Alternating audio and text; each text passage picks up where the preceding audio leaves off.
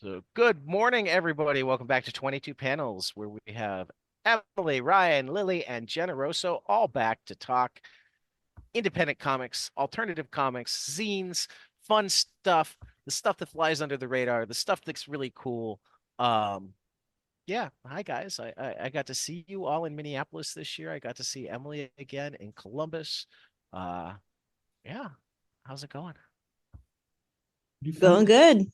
We're having a great morning. Thanks for having us. Thank you. Thank you. Yeah, Well, thanks. I always enjoy having you. We meant to do it closer to the end of the year and call it a year end, wrap up. I don't even know if I feel like calling it a best of Well, 2023 anymore because we're halfway through February. But the Lunar New yeah. Year was on the 9th, Okay, so cool. Okay. we can call it a Lunar New Year So spectacular. go look through your list, and if anything came out in lunar year 2022, chop it off. It's gone. That first month of the year is gone. Yeah. But, first month of this year can pop in.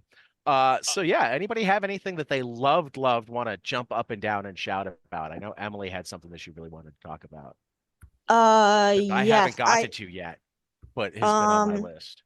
I need to okay, I don't want to get the title wrong. Um But Ryan, do there you is remember it? It's that one you recommended to me by What, Paul. Paul Rainey's book? Yes, Why Don't You Love Me? that's it. I get the title confused with the Marie Naomi book. okay. But yeah, I just read that on Ryan's recommendation and it was fantastic. And I almost don't want to talk about it because I don't want to give any spoilers, but you absolutely need to read it. You're going to read it and think it's one thing and it turns into completely something else. Well, I mean, it has been out long enough that you can talk about it some. Well, that's true. I mean, I came at this actually, if we're being really honest, I just looked January 24th, 2023. So this is one of the ones that you were supposed to cut, Emily. Shit, This isn't in the last lunar year.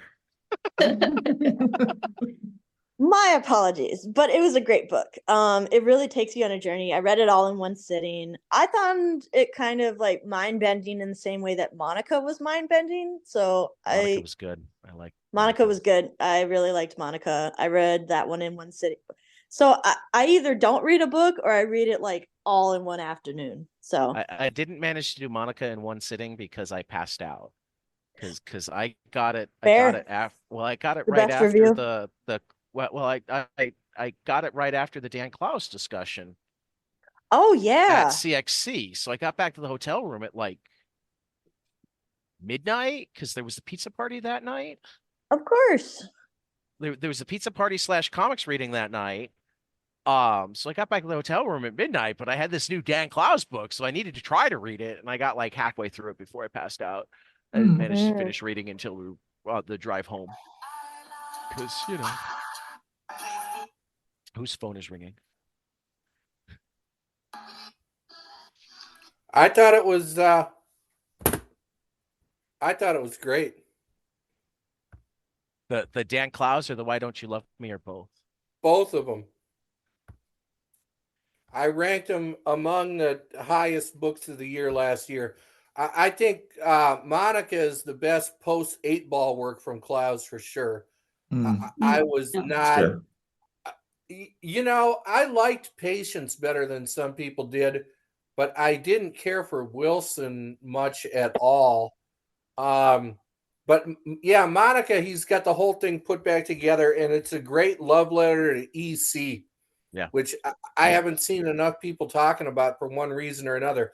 But yeah, it is a terrific homage to a lot of comics of the past, but most notably EC. And I think that what Klaus is doing partially with that book was making a book for comics readers. I mean, a lot of his readership are your New Yorker and NPR crowd who, dunk and dive in occasionally and check out what they hear is fashionable to be looking at. And he did a book primarily, first and foremost, for the comics literate people in his crowd. We couldn't agree more. It's true.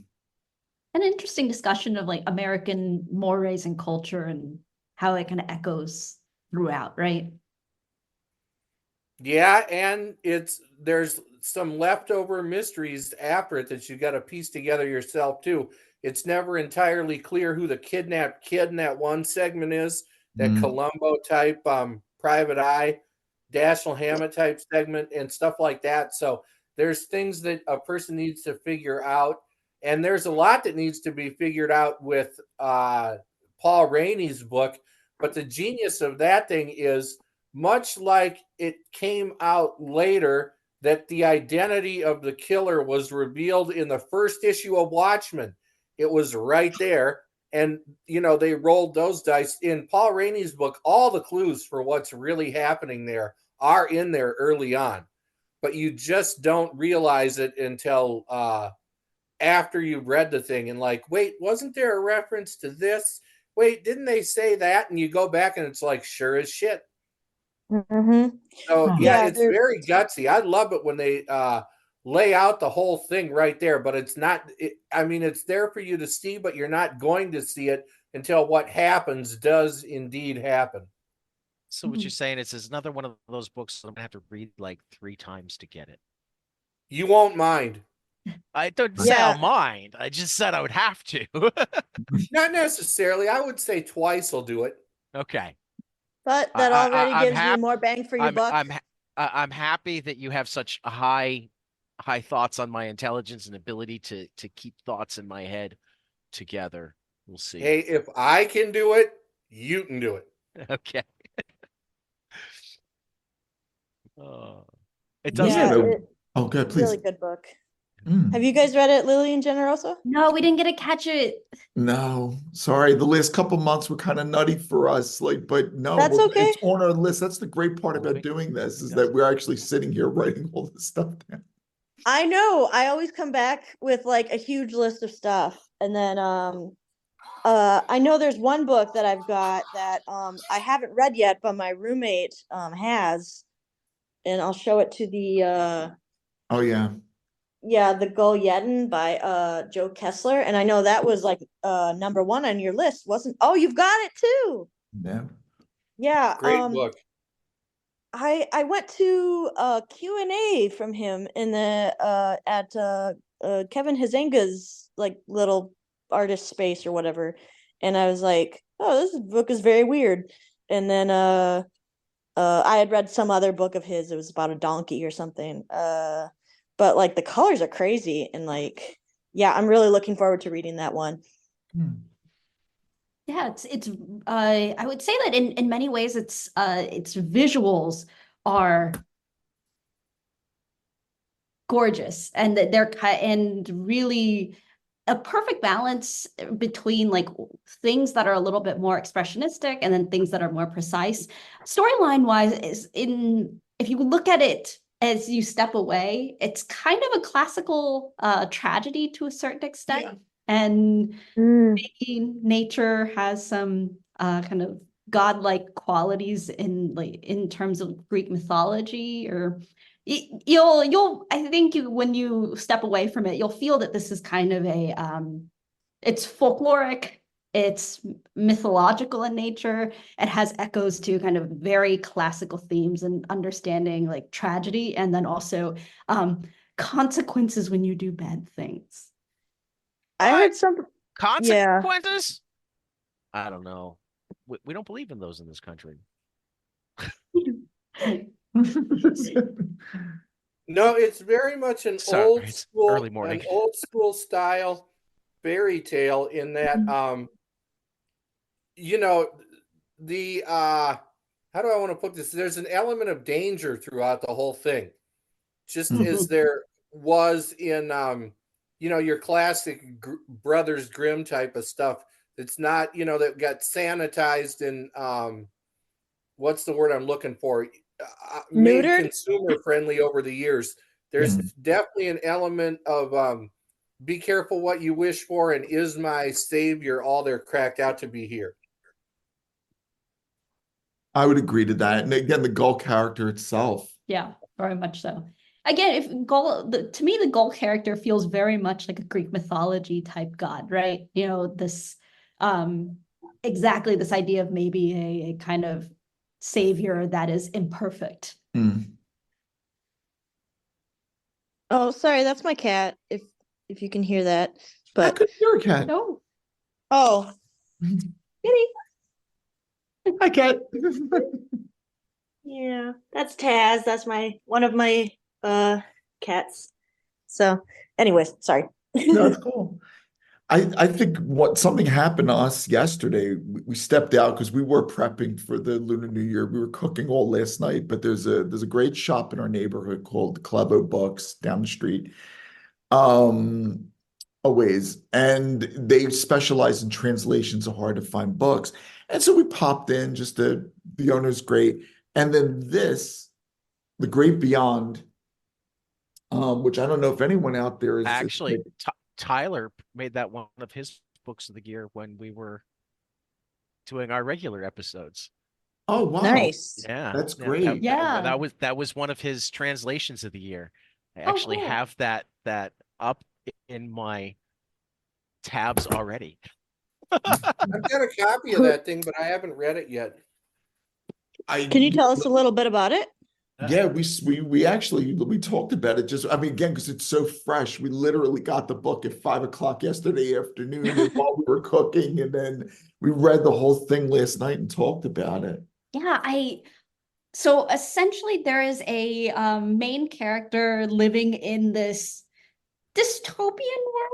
And in this dystopian world, the way you stay alive is by having presence. And so your name needs to be put in various places so that people can actually think of you. And, you know, the kind of galvanizing point for her life is when there is a pop star who has the same exact name.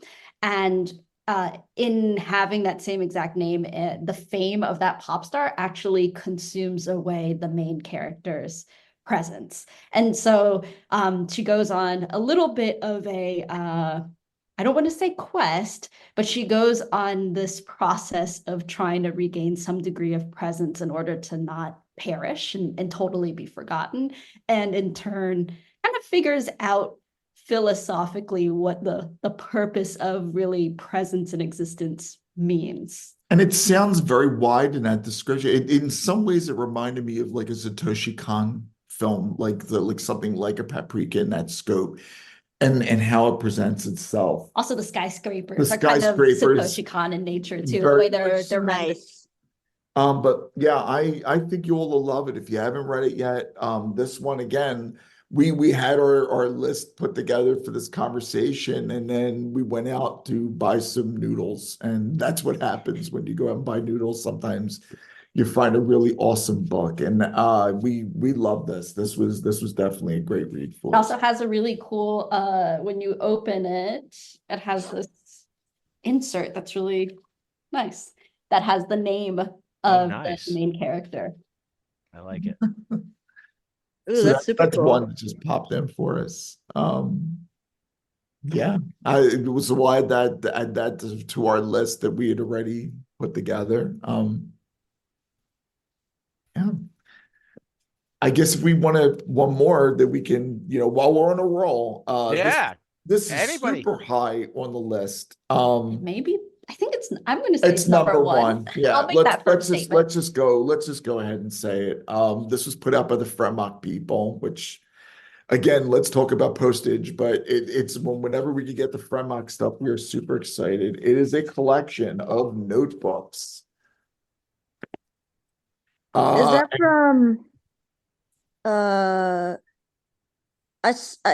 sorry, never mind. Double Bob? Yeah, from Double Bob, Double Bob. Double Bob comes with a little map to help you understand the collection of Whoa. It is. I don't want to say like it's where comics need to be. That's terrible. It's wow, this is really put together in a way that is so compelling and interesting. Following these two characters. Hold that up again. Yeah, this is again. So it comes in this little box. I've got that. and its translated name is A Few Minutes After Time Stands Still. I'm not going to butcher the French. No, I got that from Austin. Yep, we did too. Yeah, that thing is great. Yeah, it's beautiful. You know, it's in some ways, like the diary form and the idea of exploring characters through diary form is one of the oldest concepts in literature, right? But yeah, the world it sets up with the maps, and then the story that goes on as these two characters are figuring each day out is incredibly beautiful, and I think mysterious, and yeah, just very simple in structure, but I think quite complex in execution. Yeah, that guy has another one called Base Zone from a few years ago that's really good. Want to get our hands on that, especially after this. This just knocked us out. And it's we'll say it. It's number one. We'll take away all the drama. Who's the creator? Double Bob. Double Bob. That's a great name. Double Bob. I'm gonna let's spell it just so that I double like two, and Bob so it is exactly how it sounds. Oh, absolutely. Like the Okay. film from 1992. What about Bob? No, it's basically Bob. No, tremendous work. It's not translated. That's the tough part. So let's get as we had to, let's play out our high school French and see how we could do. But it exists so much visually. And the way that it's put together, that even if you're not getting some of it, I spent a lot of time translating it, as did Lily, and it's just flawless. It's a really, really wonderful, wonderful book.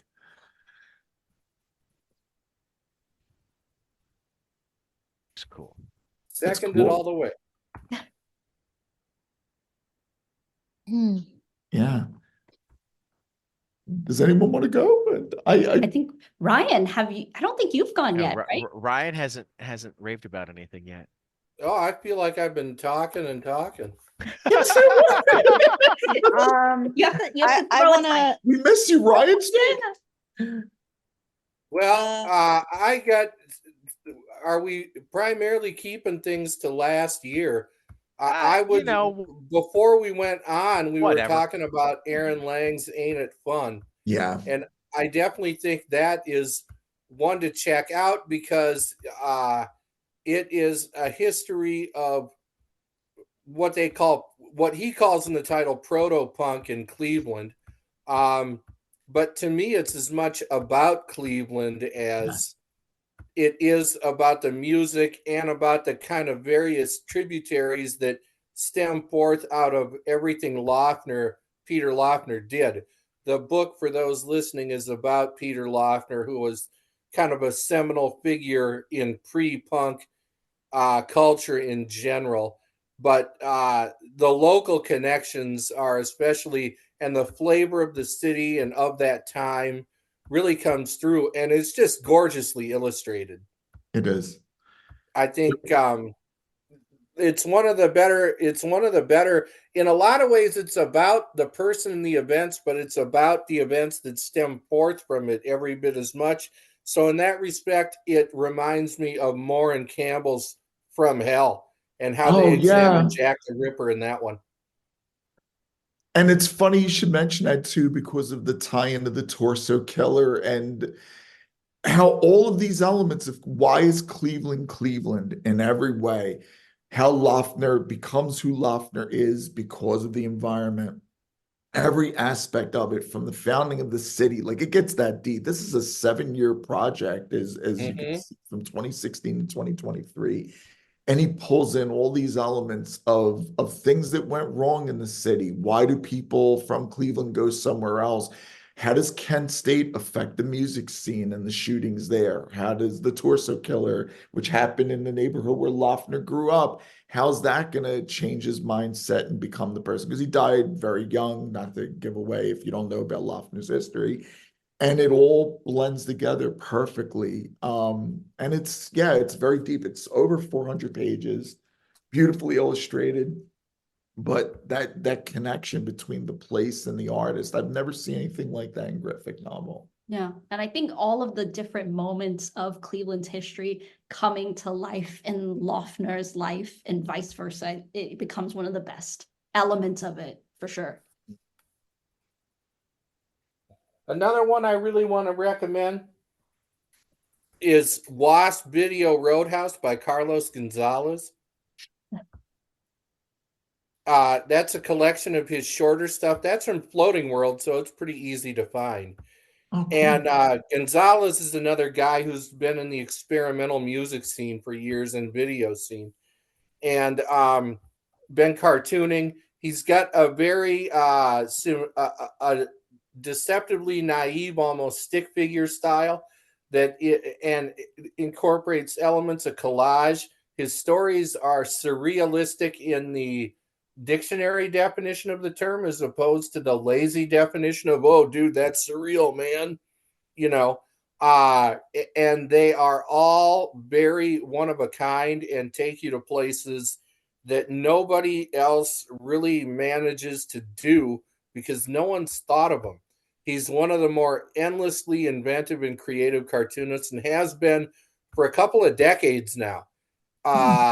So I think that's worth looking into. I believe we talked previously about Alex Graham's Devil's Grin on here, haven't we? I think we did. I think we did. Yeah. I think that was in our mid-year. That just keeps on getting better. She's got a new issue coming out any day now. I recommend that one really highly to anybody. That story just keeps on unfolding in different and unexpected directions. That's definitely up there with my favorites of the year. And then obviously the Joe Kessler Gull Yetton.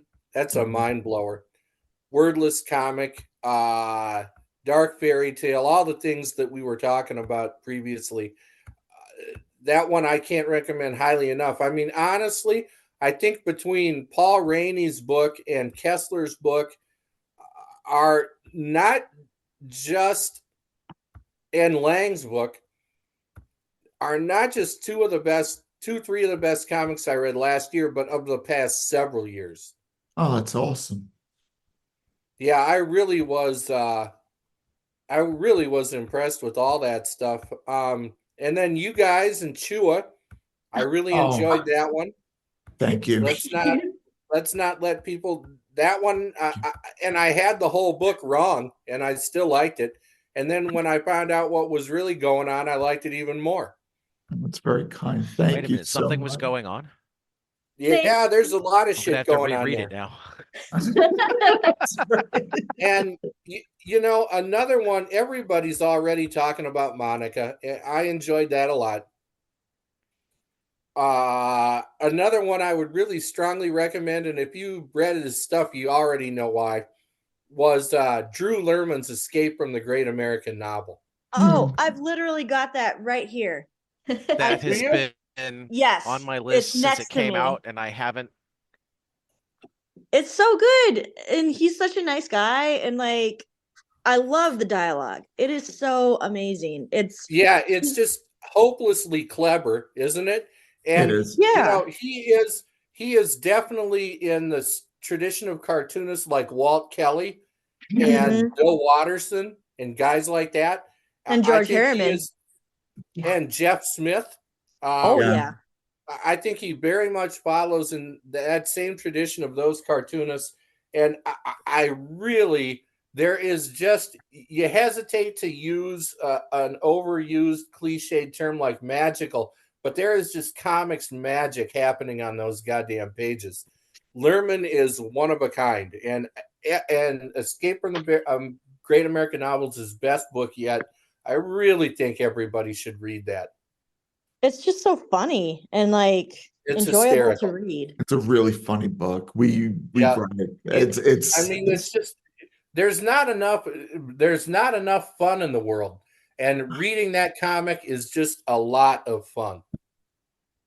it's like in some ways, like, and we should talk about it too, the Doghead Sunset and the whole Gorch verse that Dustin Oh Holloway my did. God, yes. It's so much fun.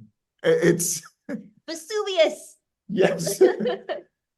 I don't know why more people aren't talking about what Dustin Holland is doing. You know, yeah, I think the whole Gorchworth thing, and I think that's the best distillation of it so far. Can you explain it? No, that's the point. And yet it's not hard to follow or anything. It's No, it's very fun. easy to follow whatever's going on with the story. The art is slapdash by design. He's doing like washes over surfaces that I don't know why. You know, he's just making comics. He's doing the comics he wants because he can do them. And that's the best way and best reason to make comics right there. Yeah, I mean, look at that, you know? Wow. Playful, You know, and then some of the violence is really intense, but I don't know anybody else who can go from like fun to a little bit of like extreme violence and back to fun as quickly as Dustin. yeah, I think that the lazy out there would look at that book and say, that's really punk rock. But there's nothing punk about it. No. I mean, you know, but that's these are the shorthand. See. One of the great things that I enjoyed about that Klaus talk that I saw from, I think it was CXD, was the academic who was hosting it was like, well, you know, there's just something punk rock about comics. And Klaus is sitting there, he's like, yeah, Jim Davis, that's really punk rock. But you know, someone would look at that and think, boy, that's got a punk look or punk aesthetic. There is nothing punk about that comic. But that, you know what? Don't take that to mean there's anything wrong with it. It's great. Great. I think as far as, I think I had that ranked as high as first or second, if I remember my own list correctly, on You stuff did. that I enjoyed. I really think it's that good. It is his references to the giallo references, the literary references, the art reference, it's fluid. He's so prolific too, and at the same time, he came out with the Dog Sunsets. He put out that collection of visuals and poetry. It's I always do this. I don't know what my brain eat the baby, sell the cow. Yes. Yeah, that's right. That's it. I got it right this time. I loved too. it. And yeah, he is into, like, you know, Argento and Bava and guys like that. Yep. Yeah, this Great is book. wonderful. Yeah, his collages are something. They are stunning and always That was a nice surprise to find in the mail. I had no idea he even made that thing, let alone was sending me a copy. It just turned up one day. I love people like that, you know. He's a cartoonist who's really got his shit together when it comes to getting things into people's hands who will talk about it. Absolutely. He's the best. We love Dustin. Yep. He's based out of where? Colorado? No, Yeah, greater Denver area, I believe. Oh, okay. Longmont, Yeah. maybe. Right on. Yeah, he's wonderful, and I know he stays primarily in that area. He's so prolific, my God. But it's all been a blast. Like, you get really excited about seeing his work coming in the mail. I guess that's the nicest thing you could maybe say about any comics creators, that, oh wow, it's from Dustin, and that's you're gonna. And it's not silly. It's really deep, actually. And I'm not being eloquent about it, but there's so much that goes into each book. And you could just look at it as, wow, look how crazy this is. And it's like, but there's a lot behind it, and it has a flow to it. It's like a multi-dimensional detective story, maybe. Okay. Is that fair to say? That's as good a description as any. Yeah, I think that's the best I could, the best But way. like a good giallo, you don't know why these crimes are really happening. Yep, exactly. But it looks good. Yeah, like the bird with the crystal plumage. Like, try to. Oh man, I love that movie. I do too, but oh my God, like, who killed that guy? Wait, they never gonna explain this, are they? Oh, no, wow. I'll take that one over Deep Red, to tell you the truth. It's crazy. And the other one I love that not enough people talk about, maybe because it's as brutal as a lot of his shit tends to be, is Fulci's Don't Torture a Duckling.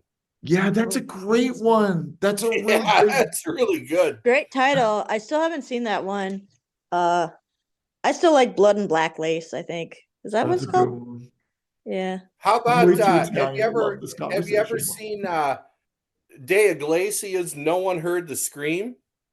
Damn, that's another great title. I gotta That's check like that out. that is a Spanish giallo right there, is what that is. Wow, we Ooh, love, we've interviewed De La Iglesia and like we love his holy work. shit. How the hell did that one miss us? That's wow. You've interviewed De La Iglesia?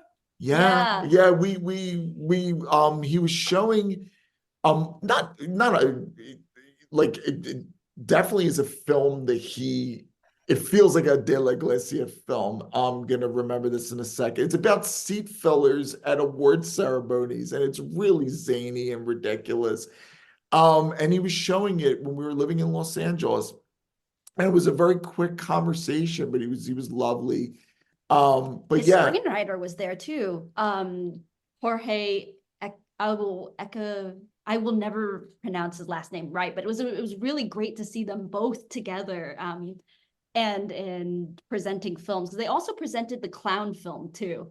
Do you remember? oh yeah, that's right. Yeah. The last circus. I was having a hard time with And that that's, I think it's one of the only ones that he actually directed that wasn't written by his normal writing partner. And Lily speaks Spanish infinitely better than I do.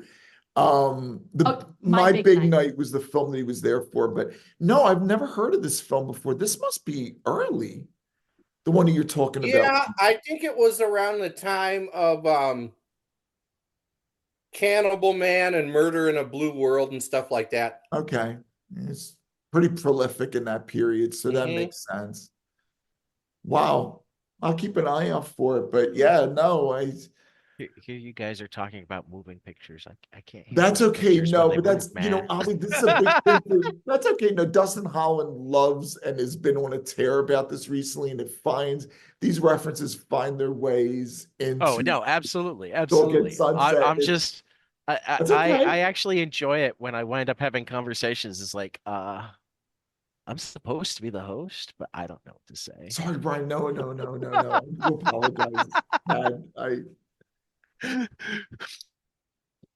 Does anyone else have a book that I'm sorry, I didn't mean to just Yeah, well, no, I'm bad. I'm bad. That's my A fault. book, you I say? can jump in two different directions that we got led because you talked Denver, and I'm gonna plug my buddy Carl's in the city. Oh yeah.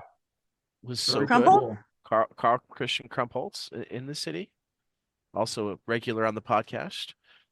And whatever Ryan says about punk rock comics as if they're wrong or whatnot, Reagan Buchanan put out a couple of decidedly punk rock comics. Yeah, One, those are good. Those are good. The Secret History of Black Mhm. Punk, Record Zero, Very cool. and Strange Glances. Hell They're yeah. both fantastic pickups. Super And art. just because notes. I'm going through CXC stuff right now, Gidgen Kendall put out a book called well, it's not even really a book. It's I Am the Audience. It's his time.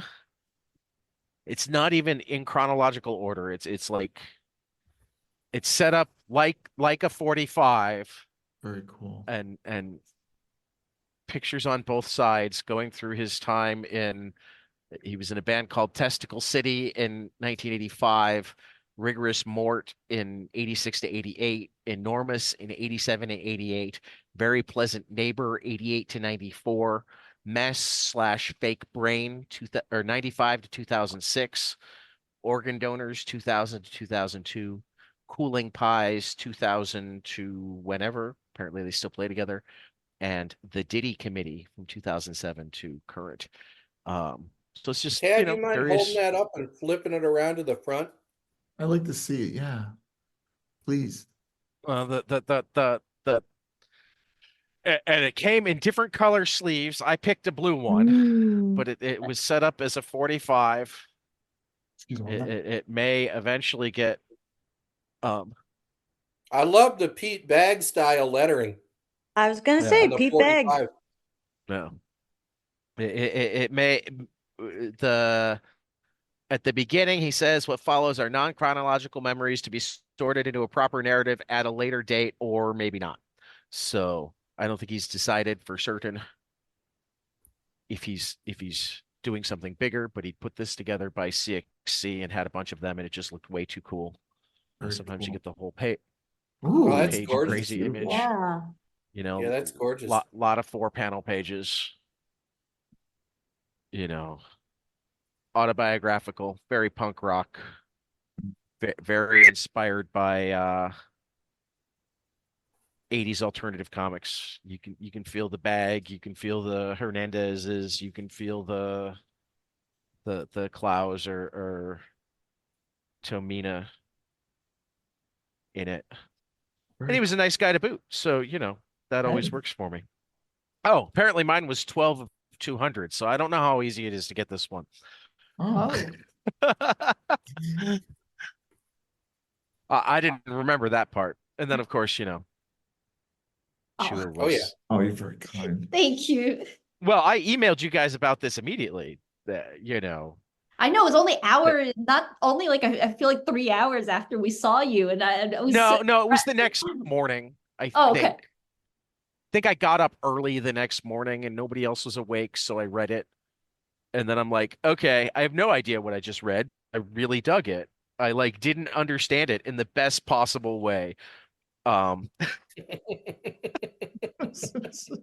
I mean, I don't, in part because it's just not always my nature to really digest, pick apart various forms of art, and in part because I've got the podcast and the teaching and whatever. I don't always reread or digest or so I always enjoy conversations like this where I'm like, oh wow, these people read those comics on a much different level than I did. I'm gonna have to go back with that in my head. Because it's not that I didn't. I mean, what did you guys just finish talking about? The guy in Denver. Oh, Dustin Holland. Yeah. Yeah, That's I how- ordered all of his stuff after our last talk because you were raving about him, and I read them all, and I enjoyed them, and I didn't get any of the things that you were talking about. So now I have to go back and reread them again. Gotta have a comic book club. Well, I'm all for that. I guess I these have a podcast number. episodes are kind of like that, you know? Yeah, I have a number of book clubs. If we ever decide that we want to do one where we pick out specific titles and really dig in, I'm all for that. Because one of my favorite things about book clubs is, I mean, I still remember, I think it was we've got a heavy metal book club where we've been going issue by issue from the beginning since the new ones stopped coming out. Initially, we'd been doing the new ones, and it's like, oh, new ones aren't coming out. Let's go back to the beginning.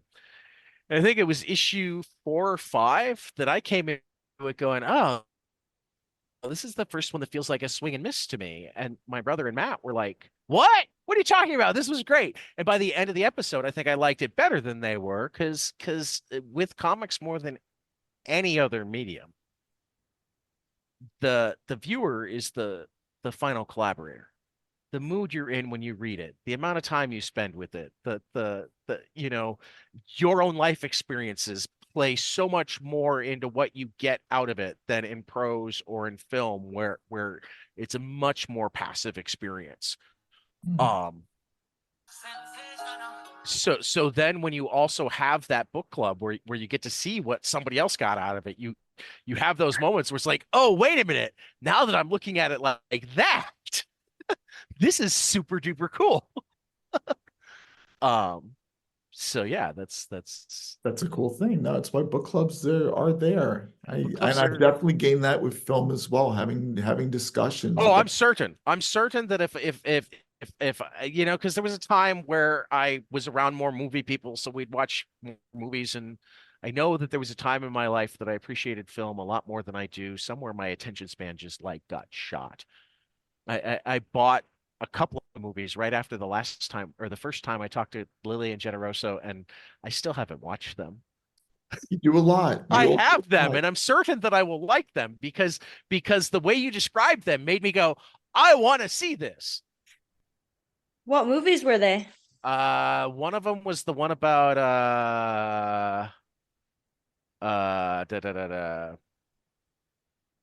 Robert Howard and the woman. Oh, Vincent the whole wide D'Onofrio. world. Yeah. Yes. That's a lovely. It's all performance. That when Vincent Right. D'Onofrio and Zellweger when they were babies. Right. The story of Bob Howard who wrote Conan the Barbarian. It's Right. heartbreaking. It really is. It's shot. We talked about this before, but it's shot very like basically, and it's Right. the score is like way too overwhelming. But then you have these two performances from these young actors before they got it all Hollywooded, and it's a sad story. Bob Howard Well, is yeah. Who's in it? really sad. Who's in that one?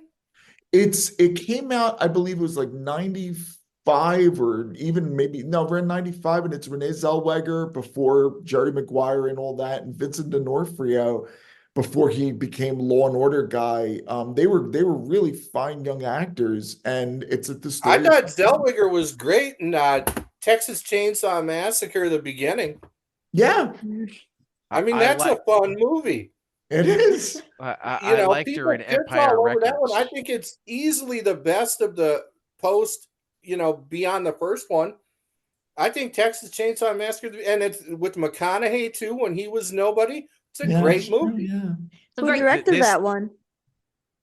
That- Kim Henkel, who wrote the script of the first Texas Chainsaw Massacre. Yeah. Oh wow. Yeah.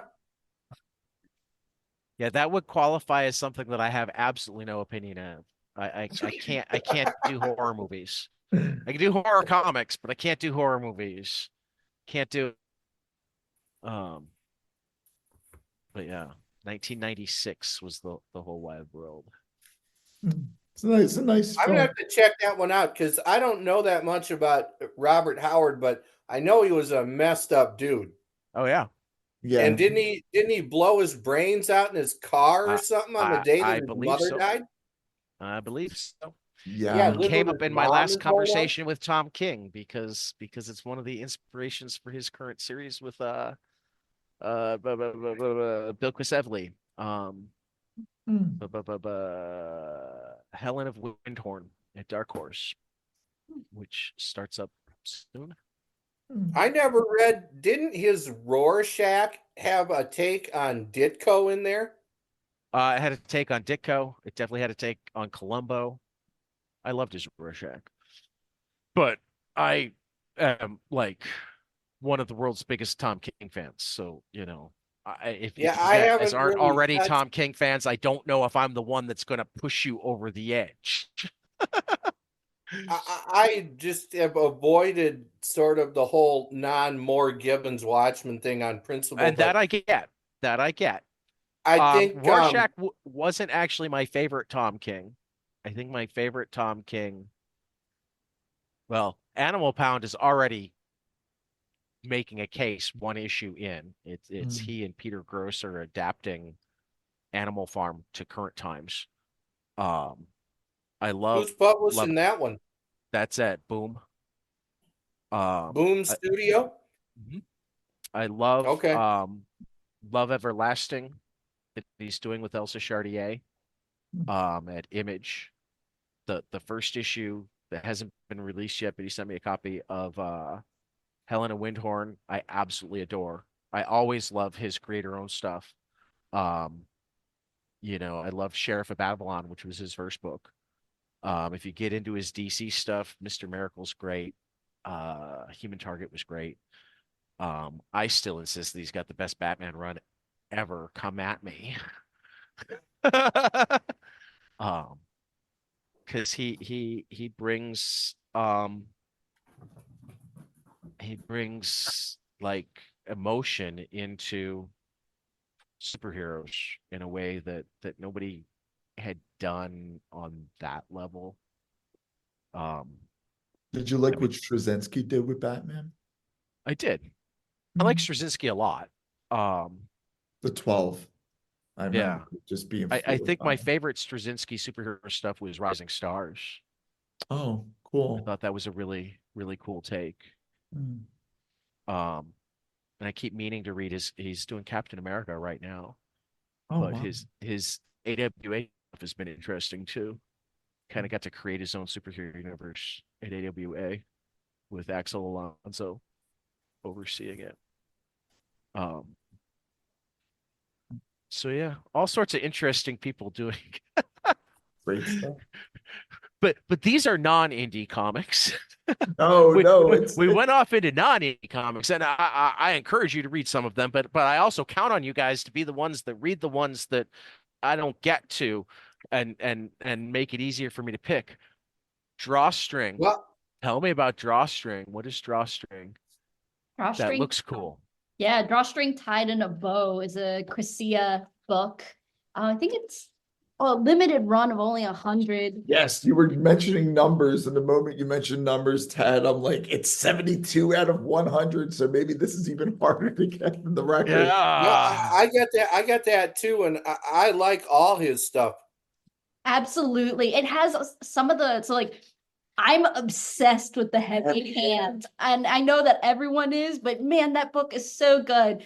And this has some of the kind of, I feel like it's playing a little bit off of the ideas of, the academic adventure, the discovery of maybe like some odd line between like what we experience in our biology and some other dimensions biology, and is incredibly fun and also funny and opens up into a place that I think is completely unexpected. Improvised one panel a day over an 8-month period, which is unique. I've not heard of a book put together in such a way, and it feels it, and it doesn't feel disjointed, but it feels incredibly lively, and it's hysterically funny at points. And Mhm. who's the cartoonist? Chris Cajerosia. Priscilla. And if Lily Hold has on, I didn't said finish it to type enough, it the all while heavy you had it hand. up. Get the heavy hand. You'll it's from a bunch of years ago, almost a decade ago, it seems. I think Oh, at least, yeah. yeah, more than a Yeah, decade. more than a decade. There's a couple of new minis out. I just wrote something about CF's got a new one called How'd you Croydon's like- Grail that's really good. And our friend Dave T has a new comic out that's wild. Oh, we already Ooh. ordered it. We're so excited because we love, Yeah. we I love ordered it. listen to this. So Dave didn't even tell me that he was putting out that comic. And he usually tells me. So I ordered up a copy from Austin, but then Dave sent me one himself Oh, before, but I didn't even know the thing was coming out. And it is a trip, man. It's called The Swordfish is Jesus, a Christian reading of Hemingway's Old Man and the Sea. Yeah, I mean, how could you not buy that? yeah. I'm going to tell you what. By the time it's done, he makes his case. Huh. Yeah, there's nothing else. It's just him and some drawings and a wall of text on a lot of pages, and he just I think Dave is like a more personable version of like Chester Brown or Ditko, in that he's just completely subsumed by these interests that he has, and one of them is religion, and he makes a reasonable case for his point of view about the book. I haven't read Hemingway in a lot of years, and I didn't like him all that much back when that was the kind of thing you were supposed to be reading. I was not into Hemingway. I was not that much into Faulkner. All that stuff you got to read in college. And but I still vaguely remember the book. And Dave puts together an okay little argument. It's a one of a kind thing. Anybody that's not reading Dave T's comics is missing out. There's no perspective like Dave's. Yeah, he is a one of a kind kind of guy, that's for sure. We picked this up, obviously, at a certain name, and it was In Progress. Yeah. His take on Mark's gospel. And we were like, I don't think he ever finished it. No, and so we saw the book that just came out, which again qualifies for this program because it came out during the previous Lunar New Year. So we're absolutely allowed because it came out a few weeks ago. We were hoping for the full version of this, but now we keep checking our mail, hopefully. Yeah, because we picked up Well, the one from Austin too. he says, Dave says that he's working on his biggest comic ever. Whoa. Wow. Yeah, but he wasn't done, and he wanted to get something out by the time the 2023 calendar year ended. So he made this Swordfish is Jesus thing just to kind of get something out there while he's working on this bigger thing. And I don't know. I think it's one of his most interesting comics. I really do. That's exciting. So exciting. So yeah, there you go, Tad. There is not another podcast out there where people are talking about Dave T. You only get that here. We have talked about him a couple of times, and I actually have those comics that I picked up at insert name, and I'm gonna be like horrible and say that I haven't gotten to them yet. And as soon as I get to them, I was gonna try to get Dave to come talk about his comics himself. Oh, on you the should. podcast. You should but have that guy on your show. I hate like reaching out before I actually read the book, and for one reason or another, in part, you guys got read first. Oh, Now you definitely the should, morning after I read Lily and Generoso rather than Dave T. You should read him and have him on your show. I bet he's never been on a podcast in his life. No, he was interested. I talked to him for a while. So I would love to hear him talk about his comics. I pay money for that. Actually, we said I'd buy that for $1. I'd buy that for $1. Thank you for the verbal compliment, because I think it's absolutely true. So if you don't know, when we were at Insert Name, we've been fans of Dave T's work, and we talked about his book last year. It was very organic. We picked our table in the corner in the back in Insert Name, and he just walked over and sat. He's like, "Can I use half your table?" And I'm like, I didn't know what he looked like, but he had a box that was painted, that he painted himself in Dave T style. And as he was walking up and he asked us, I immediately screamed out, "You're David T." And I felt really bad because I think I may have terrified him for a second, and then was really, really excited to sit next to him for the whole day. We talked the entire time we were at Insert Name, and it was an incredible conversation. So if this isn't enough, Ted, to get see, and I thought you already knew him. I thought that had been on purpose. No, it was so organic. We were stunned. He made this beautiful box. If anyone, if he did have a very cool box. It was awesome. Yeah. And Lily was like, "Oh my God, that's David T." And I'm like, "You know what he looks like?" I don't. He not even have his own website. Oh no, there's no way he's got a website. No way. No, he's off the grid. Yeah, he's got stuff at Big Cartel. I mean, I did discover that you can get some of his comics digitally through Amazon India. Yeah. What? So anybody in India can read Dave's comics digitally. He put some up as like Kindle purchases, and somehow I think they ended up on the wrong Amazon site or something. And it's one of those things that could only happen to Dave, you know? And wow. But wait a minute. Nature Trail is available on the regular Amazon. Yeah. Okay. And he's got one where he runs and Coffee into Shop Table of the Stars. That was the one, I think, where he runs into like an ex-girlfriend, and then he's sitting there reading like a Dinesh D'Souza book or something. Oh man, you gotta love Dave. He's incredible. We've heard him. If you talk to him, we sent him an email. We wanted to send him one of our fractured holiday cards, and he never got back to us. And I'm like, "Oh, is he that much of a Luddite? Does he not even check it? Breaking our heart." Yeah, I only think he used to be the most compulsive emailer I've ever seen. Like, you would get 2 or 3 messages a day about like his life, and it got like a little intense, but then he like gave that up, and now he almost never seems to get online.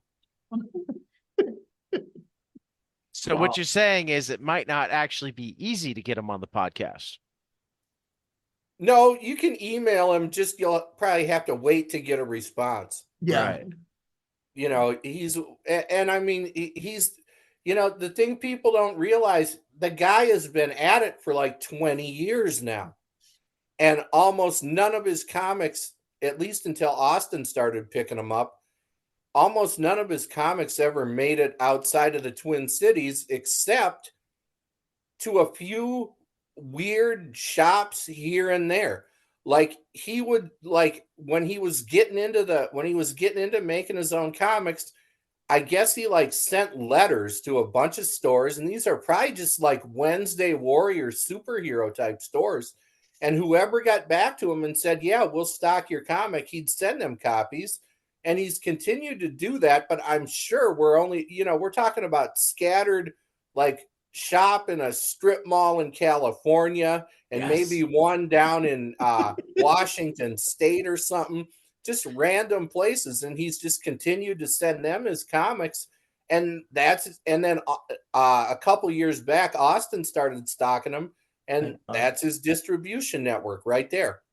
And clearly India has a clear lock. It's Yeah. some Amazon access. India has a number of them available. Googling David T in comics doesn't get you to the Amazon US, but it does get you to Amazon India. Yes. But if you pump him into Amazon comics, graphic novels, etc., you still get a lot of stuff that's not him, that has like David or T in other amalgamations, but you do get a handful of his stuff. Clicking on him as an author, though, takes you to lots of stuff that's not him.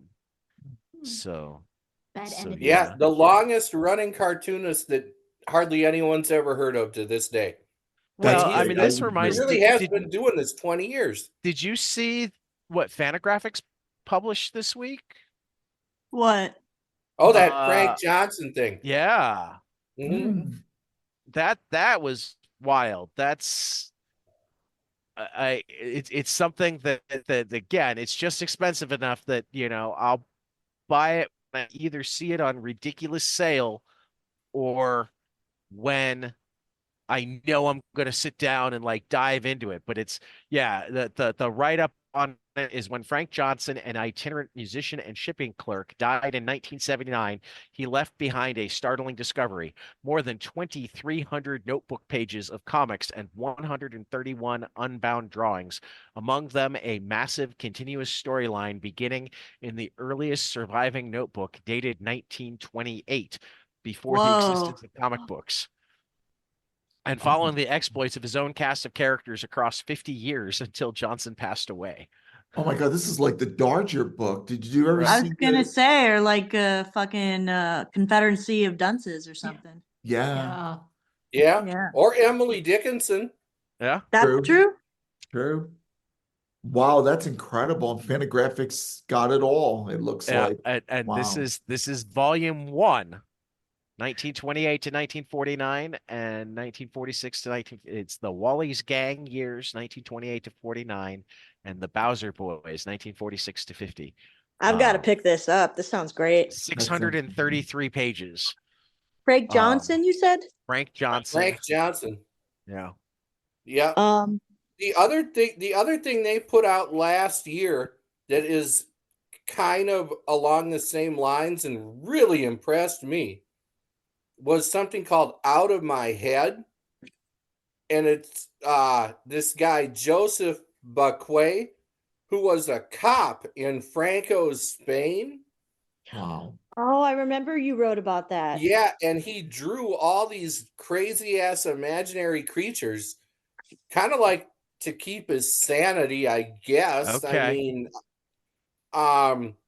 and he did it over years and years, and they were never published. They were found after Hey, you actually have the blurb at the Fantagraphics site for. Do I? Yeah. A stunning, stunningly comprehensive collection of work. We're lucky, or truly lucky, to be able to see. Bakue was the ultimate outsider artist, a critical biography on the one hand and field guide to one of the most unique and unheralded imaginations of the 20th century on the other. That it's finally been given its due is reason to celebrate. Four-color apocalypse. Huh, I can write better than I thought. Yeah, that's a hell of a That pull shit. quote, Ryan. Quote. Good for you, man. That's wow. I gotta get this. Nice. No, that's a wild book. It looks like Huh, there's now I'm gonna have to look that up. here. There's a preview at Fantagraphics. So let me share my screen. Oh, please. Oh, wow. Wow, it looks like the Yeah. Serafina Codex or whatever. What was Yeah. that thing called? I think that's what it's called. Oh my God, these Those are so cool. are Yeah. amazing. Maurice Sendak, eat your heart out, huh? Yeah, Yeah. really. Wow. So Bakue, Baque. And I'm probably saying Amazing. that wrong, but whatever. No, it just came out last year too. Wow. Yeah, that was really good. Oh, and it's the Frank Johnson book. Yeah, here's the I've got Johnson. that Frank Johnson book on Whoa. order. What That I looks love about so the Johnson cool. is it doesn't look like he ever inked it. It looks like it's all pencil. Doing Yep. the Charles Crumb. And that's good looking cartooning. Yeah. That's It very is. good. What does it look like to me? There is a style. It's unique, of course, but there's a style that reminds me of someone. But Well, I There's mean, a little this bit of guy Harold reminds Gray in me there. of like Yeah. the early version of Milton Little Bradley. Orphan Annie. Yeah. Mhm. yeah, You got some little Orphan Annie going on. Got some I mean, Gasoline this is the Alley look going on. Chester Brown is kind of playing with Yeah. these Yeah. days. that's it. Yeah. Great. Matthew Thurber a little bit, maybe. I Maybe a don't little know. Matthew Thurber. That's cool. Yeah. Wow, very cool. That's very cool. Mhm. Yeah, I should be getting mine any day. I'm looking forward to that. 2,300 pages. Yeah, because I think the larger book is. I've seen it. It's thousands of pages. It's I bet. in the realm of the unreal. It's amazing, but it's so innocent. It's like someone who's never actually seen a printed book before making a book of and that looks amazing. It really does. Wow. Both books really. The Bach book, the Bachwood book too. Can I recommend a book? Yeah, please. That's what we'll get It's to. not a book that I have read yet, but one that's available for pre-order that I've really enjoyed the creator's previous books.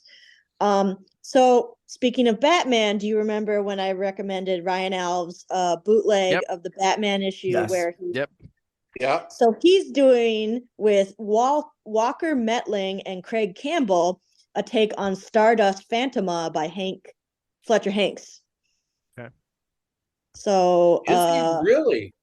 yeah, and there's a pre-order up now, I believe, via his Instagram. So that's Ryan Alves. I believe it's Alves, and his Instagram is Alvestagram. I should get you the link to that, but like I'm really excited for this book. So, because I love Fletcher Hanks and talking about like really strange cartoonist, like he's great. So, yeah.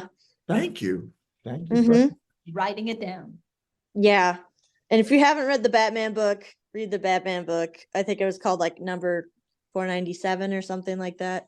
I know I have it somewhere in my apartment, but that one was just super crazy. And I have a little pinup in that one, the Batman one. So Yeah, you do. That's right. Okay, here's one.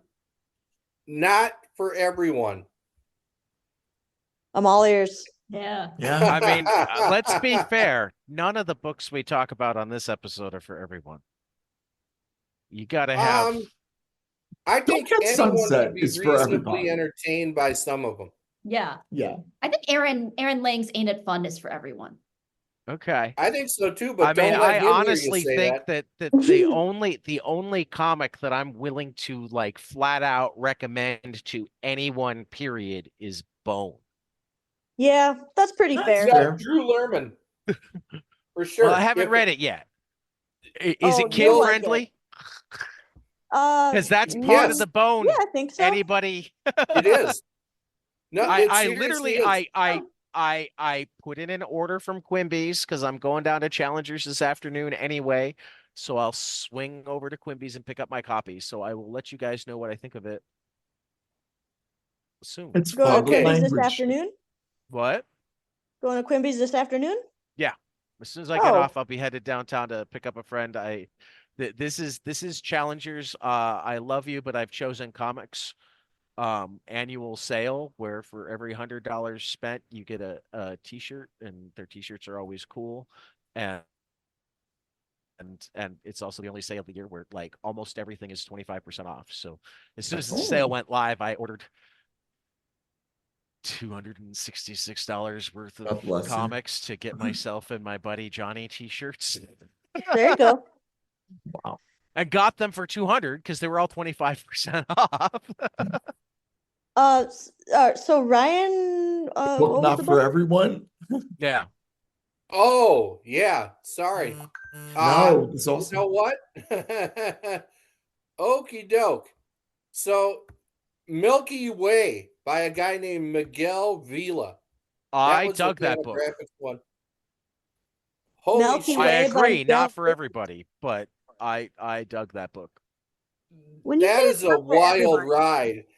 That is if you are into a lot of the stuff that a lot of the literature that I write about on my site, like some of the more transgressive stuff that's coming out from Philip Best and amphetamine sulfate and Infinity Land and shit like that.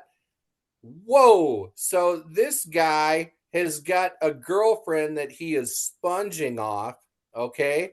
But then they meet this other lady that is working at an ice cream parlor and looks like an elf for some reason Wow. and is still like lactating. And so it's really creepy shit. Okay. It's really, and he gets into a little side relationship with her and blows his main one up.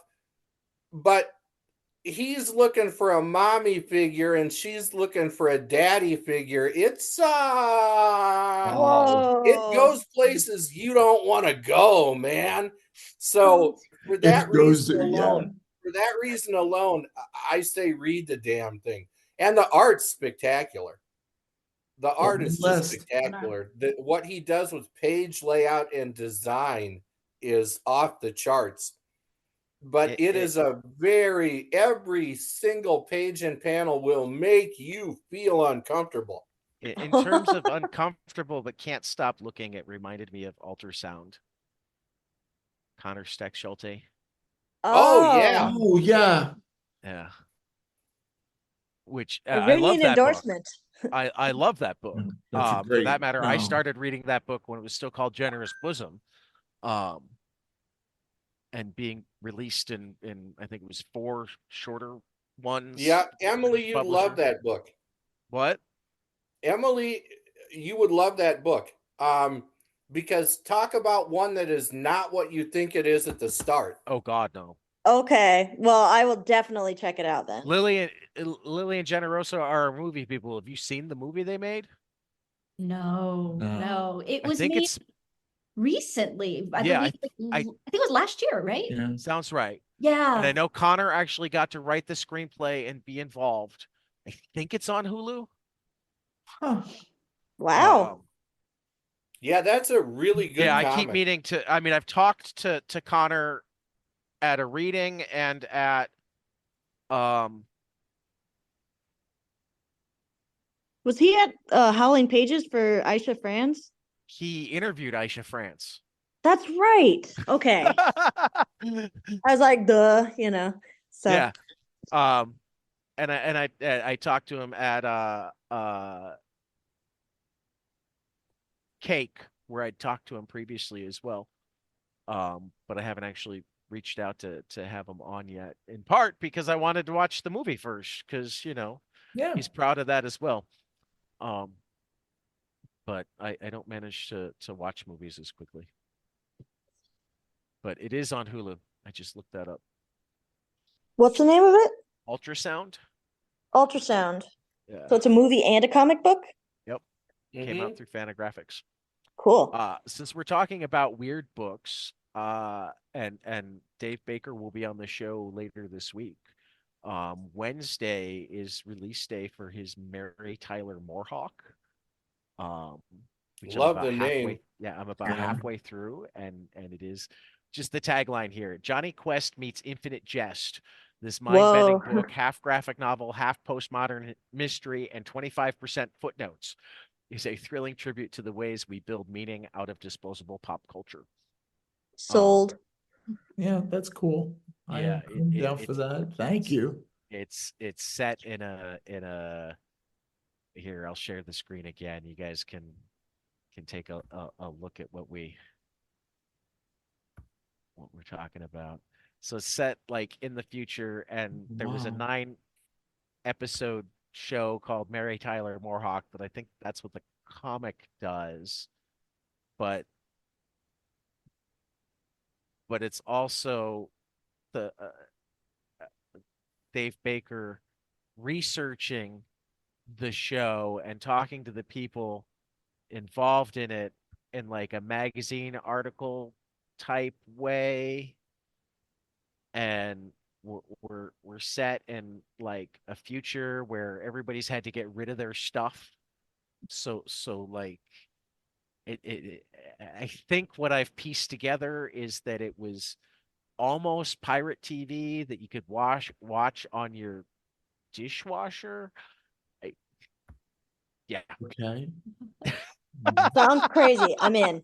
Yeah. man. That Yeah. looks great. Not the It does. Oh, love And this pink. and like both the comics and the text are footnotes out the wazoo. Footnotes are funny. Footnotes are Nice. I'm only about a third of the way into it, so I don't Looks have like a if full. Anthony Burgess made a graphic novel. It's Yeah. wow. Very cool. What did you say publishes that one? I think it's coming out through Penguin Random House. Oh, really? Really? Yeah. No kidding. Top Shelf. Ah. Top Shelf. yeah. Yeah, they're So- still so- they're so still IDW hanging top- on a top shelf, aren't they? Yeah. They So- just put out a new book from Chris Gooch, who I've always Yeah, liked his stuff. Yeah. In I utero, haven't we're read that one dying to yet, get but- in utero. Yeah. but that one's on Hoopla already, so it's It is also very yes. Oh. Top Shelf is almost always day one on Hoopla. What's Hoopla? I'm It's unfamiliar. the library app. Go get yourself Mhm. a Chicago library card, and you'll be able to Oh. borrow X number of books a month. Also TV shows or audiobooks or whatnot, but I Movies, just yeah, use it for the everything. comics because there's way too many good Nice. comics to I think I still have my Libby account from Minneapolis. Or maybe that doesn't exist anymore. I don't know. But No, I think It's a great does. service. Yeah. yeah, excellent. It is. I really want to. I think it's only available right now in utero to purchase in Australia, where Gooch is from, and I think it's in the UK now, but I don't think it's come out in the States. So I no thought one it had. will buy Yeah, a book. but I wanna got a read it. copy. Yeah, no, Oh, no. I It, got a copy. it Yes, came Top out Oh. on Yeah. Okay. yeah, it was released recently because we talked about it on the regular show.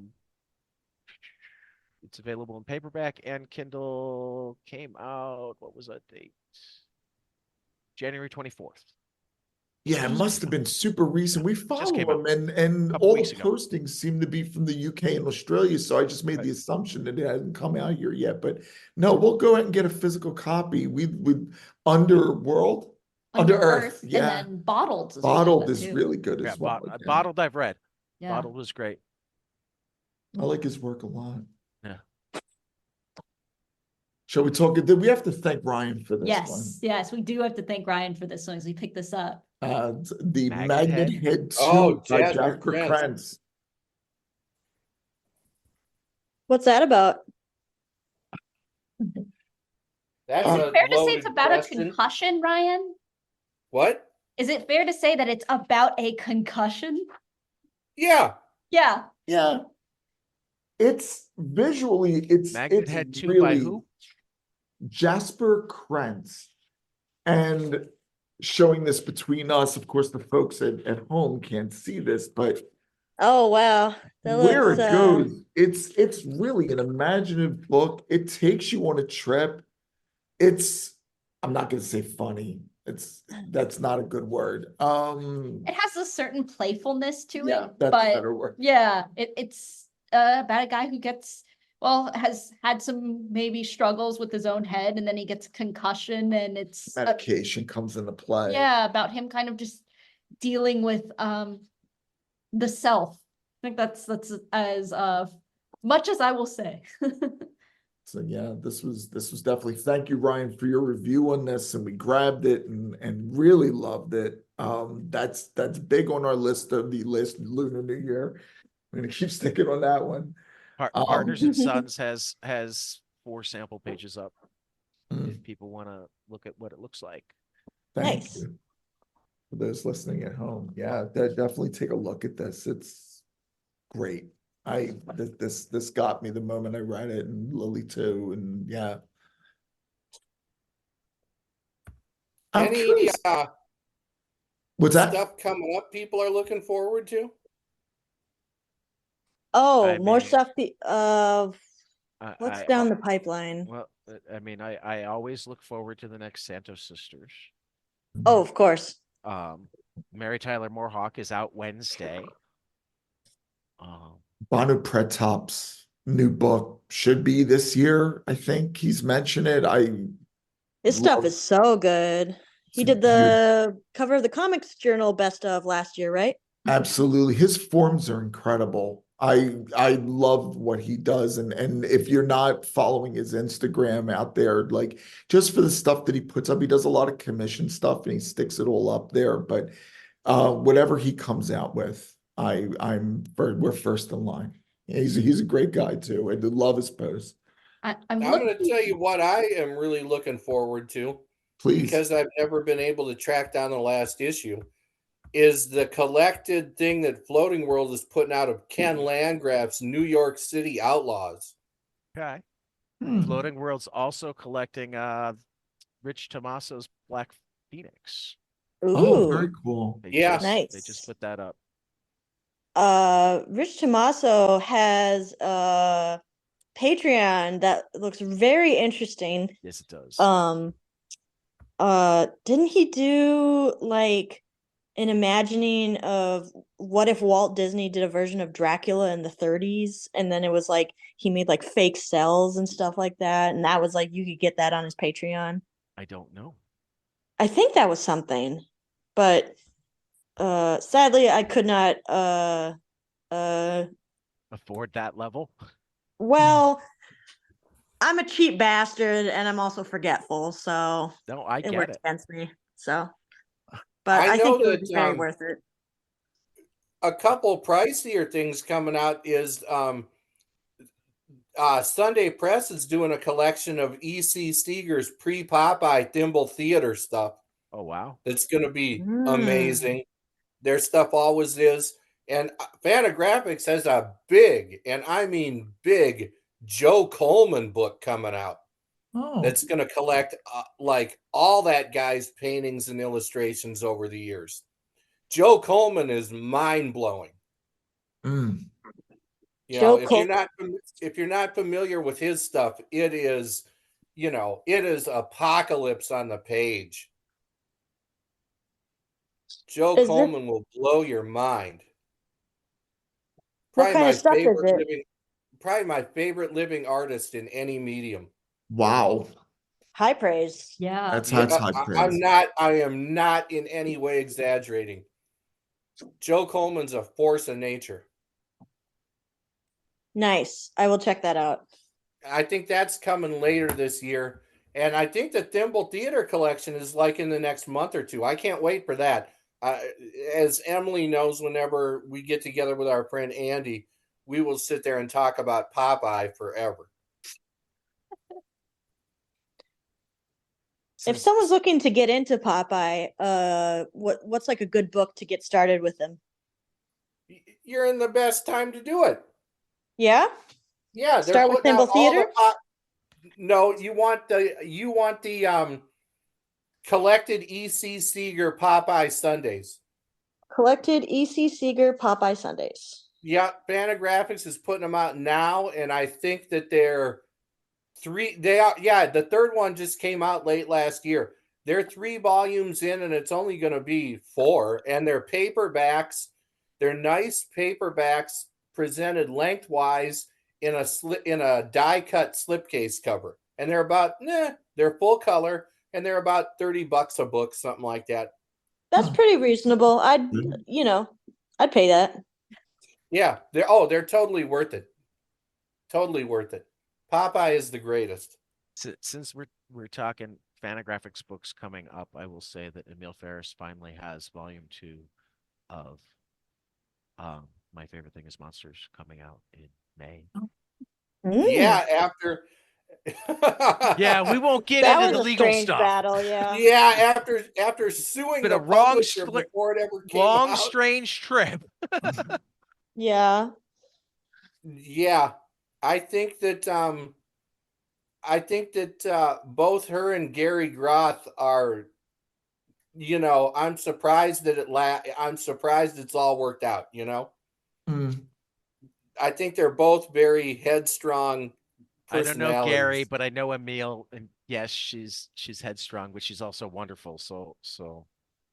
Oh, I have one last recommendation, and this is not like super new. It came out at CXC, but did you pick up a copy of the Poison Pill anthology?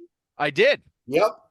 Yeah. I was just remembering, I really like Sam Szabo's piece in that about discovering her gender identity and also going to an ICP concert. Yeah. I think on acid. So Yep. very entertaining, and all the stories in that are great. No, it was a fantastic collection. It's One on quick the stack thing- that I brought. And then one quick thing to look forward to. I was trying to pull it up because I could not remember the exact name of the collection. It's actually in pre-sale. Kickstarter is going for it now. Sean Michael Robinson's Living the Line publishing group, they are going to release a collection of comics from the Kuti Kuti collective in Finland, and they're calling it Hiku, and definitely something we're super excited for multiple reasons. Yeah. One, for I think any comics out of Finland, and 2, because Generoso and Sean really hit it off at SPX. It's Sean Michael Robinson's amazing. He's your paisan, Ryan. He lives in St. Paul, and Lives in St. Paul. Yeah, he lives in St. Paul. Yeah, he's kind of been specializing in putting out stuff by people nobody else will touch. Yes. Obviously, it came out in 2022. We were going to sneak it into this conversation, but we picked this up at. I've seen that cover around. Yeah. Oh my. We should talk about it, but yeah, he's amazing. And what he's putting out is Living the Line is the name of his publishing company, and for a lot of reasons. Yeah, no, we met outside over coffee, and then we got locked out. And then we tried to break into the place because Lily was still inside of the showroom floor, and we were outside, and we had coffee, and it was incredibly funny. We had a fabulous conversation about comics, and then he very sweetly gifted us this, and we gave him inversion. And wow, we love this book so much, Plaza. Yeah, and he's really putting out an amazing kind of selection of things. He's also, I think they're doing Smudge. Oh, I love that artist. Who is that artist? Yokoyama. Yes. Yeah. So shout out to Sean Michael Robinson. Just an amazing, he's putting out great stuff, and we're very excited for that collection ahead. That's definitely number one on our list right now. Like, that and Banu's thing. And yeah, no, it's very excited. Yeah, there's some great stuff coming out this year. And Emily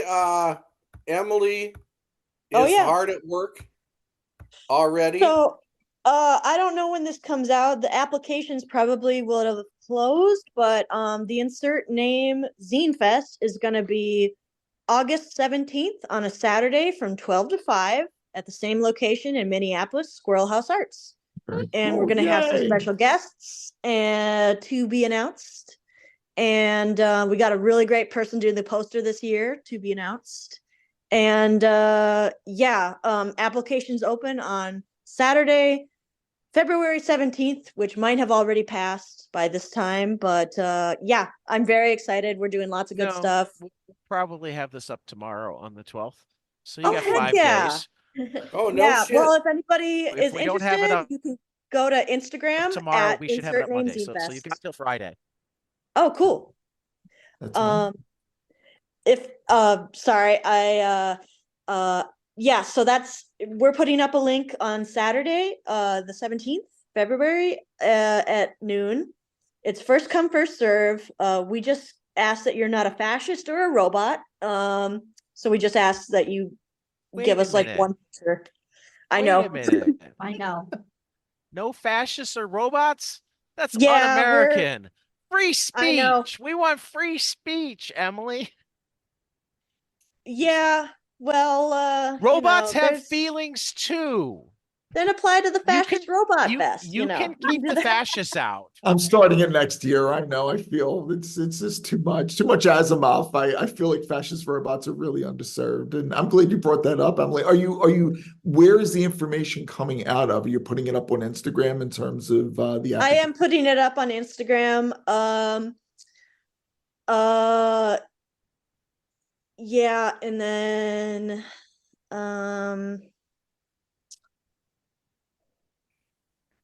yes, it's going to be on insert name Zine Fest on Instagram. That is, and we'll have like a link in our bio. Cool. If you don't have Instagram, you can email us at insert name zinefest@gmail.com, and our inbox will be open starting at noon on Saturday, February 17th.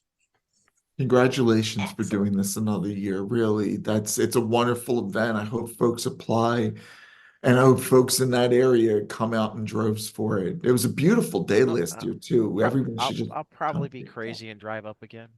Yeah, I got places. Maybe we can so. carpool.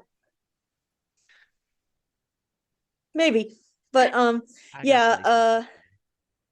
Oh, and then I'm also hosting a retreat, a comics retreat in Wisconsin, and we're going to have a reading on April 12th in Milwaukee from 4 to 7 p.m. at Sugar Maple Bar. We're doing a live comics reading. I know we've got Lita Zawacki, Maxwell Singletary. We've also got some people that are completely new to comics, and so you're going to see like absolute beginners and people who have been in it for like 10 years. So that's awesome. Are you familiar with Lion's Tooth in Milwaukee? Lion's Tooth is sponsoring us. Oh, fabulous! They're wonderful. We love. They're so cool. Yeah, so go to Lion's Tooth in Milwaukee. Lion's Tooth Bookstore, excellent comic shop and bookstore. I'll never be able to pronounce the name of the street that it's on. I always screw this up. South Kinnikinich, is that right? Kinnikinnick? Yeah. Yeah, it's a mouthful, but you know.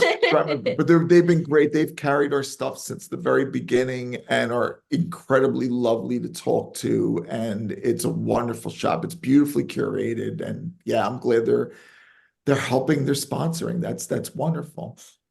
Yeah, they're Please note that awesome. They will be closed from the 12th to the 14th, is what their website says right now.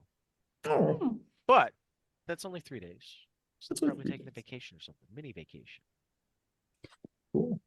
Right on. Yeah. But Yeah, they're also lots on of stuff happening. bookshop.org, so you can Very cool. go order Yeah. your stuff. Yeah, we're working. Obviously, our 2024 book should be out hopefully in time for events this fall and summer.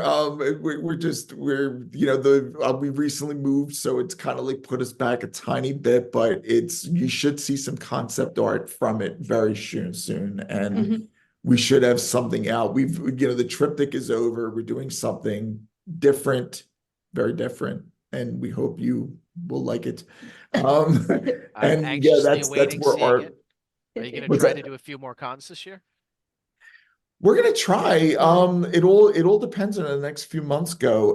But yeah, we're really, we don't sprint. I get that's yes, we do. Yes, we do. We try not to sprint. It always happens. It And always happens. And then we lock ourselves in basically for usually like 4 months. something like that. Yeah. Though the formulation of it takes months of the writing and the process to put it together. And then once we actually start putting out the pages and editing and everything else, that's sprint time, and that gets really intense.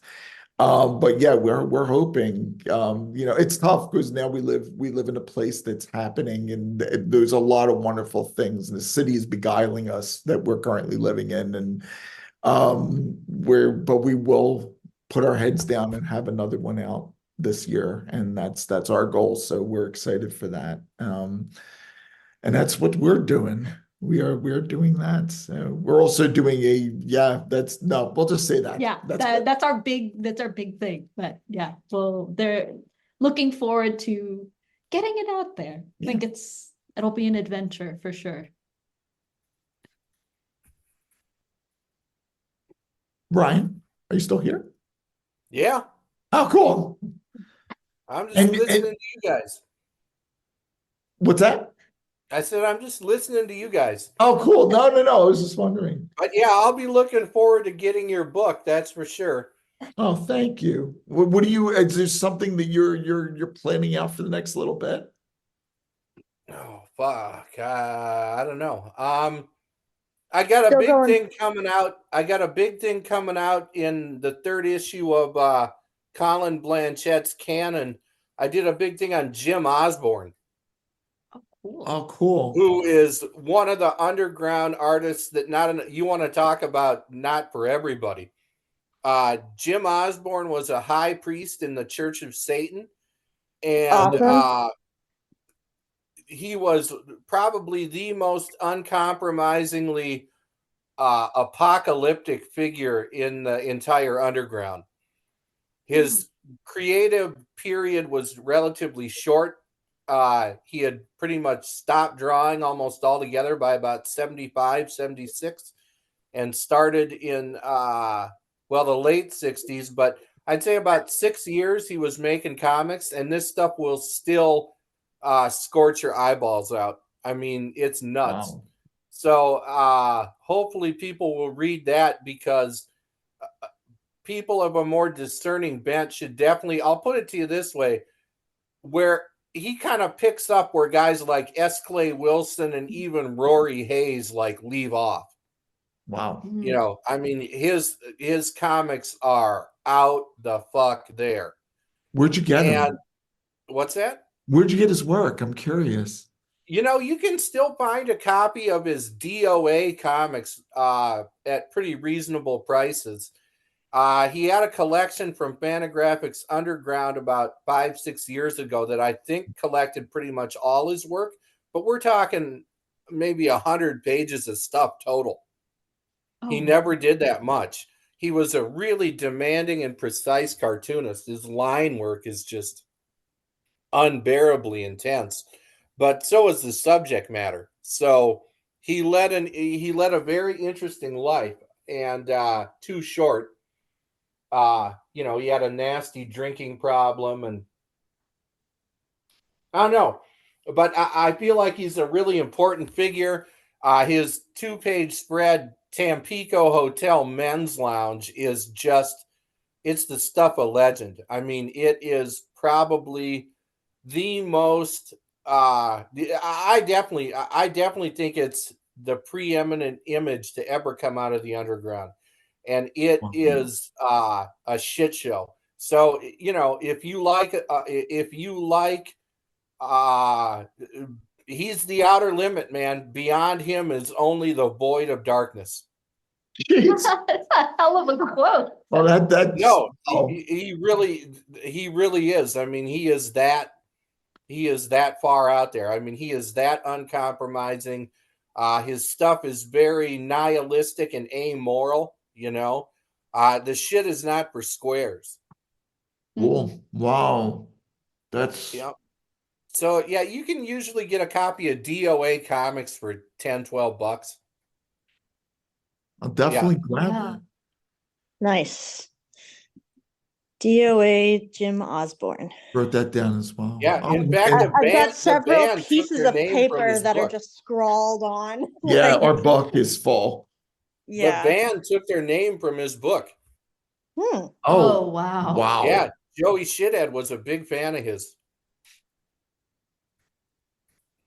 Oh, we should say Colin. He actually interviewed us. We'll be in the next issue of Canon as well. He interviewed Oh, us. are you? Yeah, he was very No, sweet. He Colin's reached. putting together. He's a great guy. Love We Colin. love He came chatting to with Insert Colin. Name. Did you guys meet him? Absolutely. And Okay, then good. we met him at SPX. He came over to us at SPX. He was really making the rounds last year, and we got to know him. And he reached out to us towards the end of last year and asked us if he could interview us for Canon, and we were thrilled. It was a wonderful conversation that we had days after we moved, which we were still looking at boxes and everything else, but it was the most pleasurable thing. It was such a relief after moving to have that conversation. So yeah, that'll be in the March issue of Canon as well. Yeah, Colin and some other guys have a little one-page flyer thing they're putting out now around Seattle. Did you He get a sent it copy of to that? us. Yeah, it's really I saw fun. that. Yeah. He's That a thing is nice cool. guy. Love Cannon. Yeah. Yeah. And I always I don't know how long he's going to keep it going, but I'll try to have something in there every time he puts out an issue. Awesome. As far as that, the only other thing I should probably get off my ass and do some stuff for TCJ again. It's been a little while. Yes, And this then, is you know, it. you can always find new stuff for me 3-4 times a week over on my site. We just- Exactly. Well worth the subscription. Absolutely. I love when it comes in my email. Oh, Or you get Color your email. You Apocalypse even get at- wow, I'm flattered. Yeah, I get Yeah, I get the email. email alerts too. Yeah, Yeah, those and best way to catch I try to kind of write about a little bit of everything. I mean, it's 75% comics, but I'll get into books and movies and whatever the hell I kind of feel like. Trips. Your essay on George Michael is one of my all-time favorite things I've ever gotten. Really? Yeah, because we love him too for the same reasons that you pointed out. I'm like, he's saying what we feel. No, people don't understand how subversive Wham was. No, It was subversive performance art disguised as brainless pop. And he was a politically radical figure who never compromised for nobody. He achieved the highest levels of success and fame and kind of decided that it wasn't for him. That's really what happened there. And rather than letting the big companies own his master recordings, he just quit making shit for years until anybody with any respect will respect that guy. it's true. And the any testimonials are key. punk who doesn't have any respect won't respect him. You know what I mean? Indeed. But if you have an ounce of respect in you, and that is not my kind of music at all, but if you have an ounce of respect in you, then you will respect that guy because he did not compromise, and he, and it was all out there from day one. People were like, oh, he wasn't, people weren't, we didn't know he was, come on. You look at his oldest stuff, that Wham rap is an anti-work rap song. That is like the kind of shit you would expect from Dead Kennedys or something. Anti-work. That's as punk as it gets. And it's true. Fuck work. You know what I mean? What? Nothing is more inimical to human survival, antithetical to human survival than work. Nobody ever sat there on their deathbed and said, shit, I sure wish I would have put in some more hours at the factory or the office. You know, everybody laments how goddamn hard they I work their like whole life. my job. That's good. I like mine too. Trust me, I love my job. But in an ideal world, no one should have to work. They never, all the COVID shutdowns prove they never needed us in there in the first place. You know what I mean? By and large. And what percentage of the work being done today is completely useless? A lot of it. Most of the higher paid ones. Yeah. I mean, most of the most useful work is the lowest paid work. That's the part that I don't get. No. I can't take credit for this. I read it somewhere, but somebody smarter than me said, for everyone who tells me work is a necessity, I'll show you a fat cat who doesn't do any. It's true. My favorite is still every billionaire represents a policy failure. That's true. That's true too. I think that's probably Bernie Sanders. I'm certain that Bernie said it, but I think it's been He out got there. it from someone else. Yeah. Yeah, well, that's absolutely the case. But yeah, a lot of people are working on some good comics though, so I guess we should be glad they're doing that because we went from a period where 10, 12 years ago, I mean, honest to God, you could not find enough good stuff to read. And going into a comic shop was a depressing ordeal. Yeah, And see, I have this argument with so many people. I don't think we've ever had a time in my lifetime where you couldn't find comics that you wanted to read. there was always something, but there wasn't like there is today. I do It wasn't think as diverse. yeah, I think we're and I God, I got into an argument with Howard Chaykin about this. I think Don't people argue with him about everything? Everything. well, yeah, it was everything, fun. yeah. It was fun. It was fun. Yeah, I actually love Howard Chaykin. I do too. Love him. And he managed to actually, if you guys haven't read it, he managed to recommend to me something that I hadn't heard of that was fantastic. Palomino. Yeah, I haven't heard of that one. Yeah. Stephen Frank. And I'm like blown away that I hadn't heard of it because the pull quotes on the back are from Howard Chaykin, Elsa Chartier, Alex Segura, Sean Wow. Martinborough, Marco Who's this Finnegan, cartoonist? Stephen Frank, who's actually he's primarily an animator. He worked on his first credit is American Tail 50 Goes West. He worked I've seen that. on Iron Giant. He worked on Oh, I love Iron Into the Giant. Spider-Verse. Yeah, so he's got a deep credit but his other one is called Silver, which he describes as Ocean's 11 at Dracula's castle. That's cool. That's Nice. Let me see that Palomino thing again. Palomino, the first 3 volumes are available so far. It's like noir in early 80s LA with a honky tonk thing going on the side. Is he putting these out himself? Yeah, he's been kickstarting them, and he created his own company, Dark Planet Comics. So darkplanet.comics.com, you can go get them. Those are good looking covers. Yeah, Silver I think is being released through Andrews McMeel now, maybe, but is also available with Dark Planet. So yeah, I guess I should think of him as see he's indie, but I don't think of him as alternative.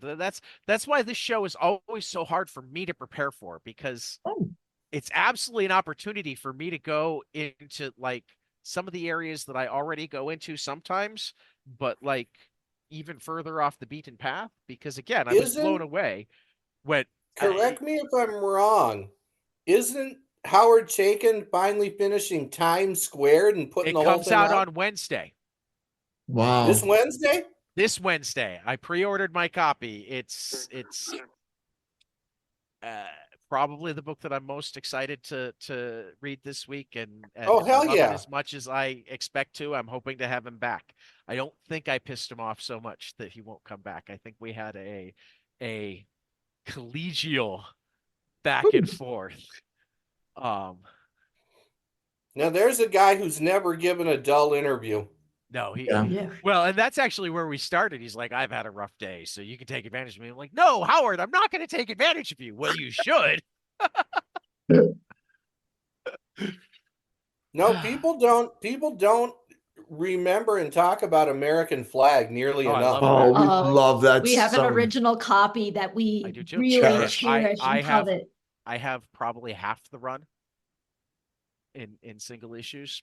Yeah. wow. Yeah, that should be Well, talked actually, about with all the right up there with all the 80s shit everyone still talks about. In Uh, fact, it's better than the rest of it. It is. I Absolutely. well, mean, if we're I being mean, perfectly honest, I'll read American Flag over Dark Knight or Watchmen any well, day of the I'm week. gonna take Yep. you a step further, Ryan.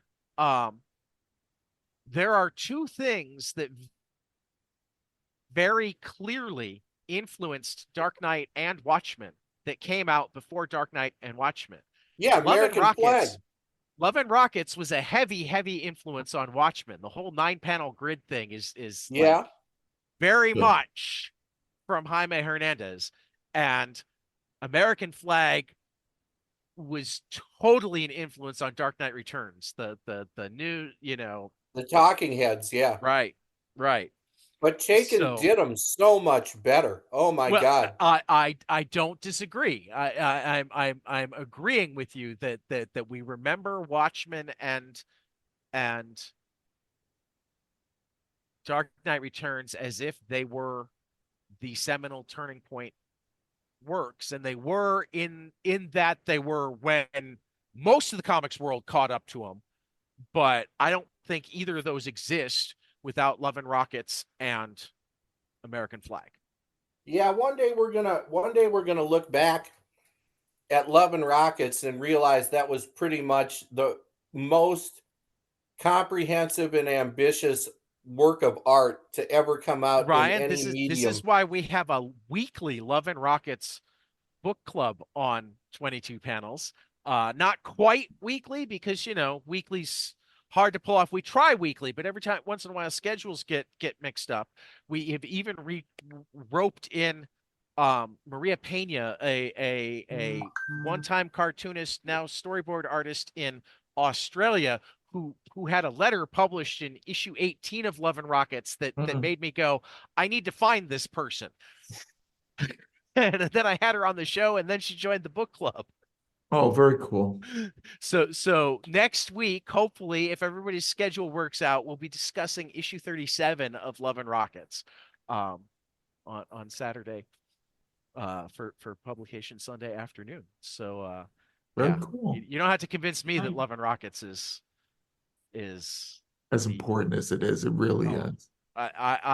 I have never been happier to like drop $300 because I got it through my comic shop, and because I paid in advance, he gave me a 25% discount Awesome. on The collection.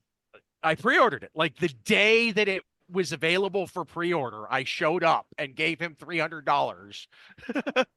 Wow. So that the day that it came out, there was a nice big box of the hardcover. Yeah, I've got that thing too. It's goddamn beautiful. It is. It's so beautiful. So yeah. I need to let people go because I have other things planned. I know Ryan's got a party to go because there's some game this afternoon. and then starting tomorrow, we can start talking about the sport that really matters. Because pitchers The and catchers Basu report on ball. Wednesday. What do you mean? We've been talking NBA here all year. The Wolves are on a roll. Pitchers and catchers report on Wednesday.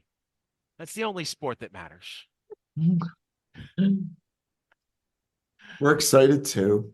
You We're know. we're very excited. We're excited to see some Guardians games in person. We haven't lived in a Yeah. Major League You town. won't become about the third, fourth inning.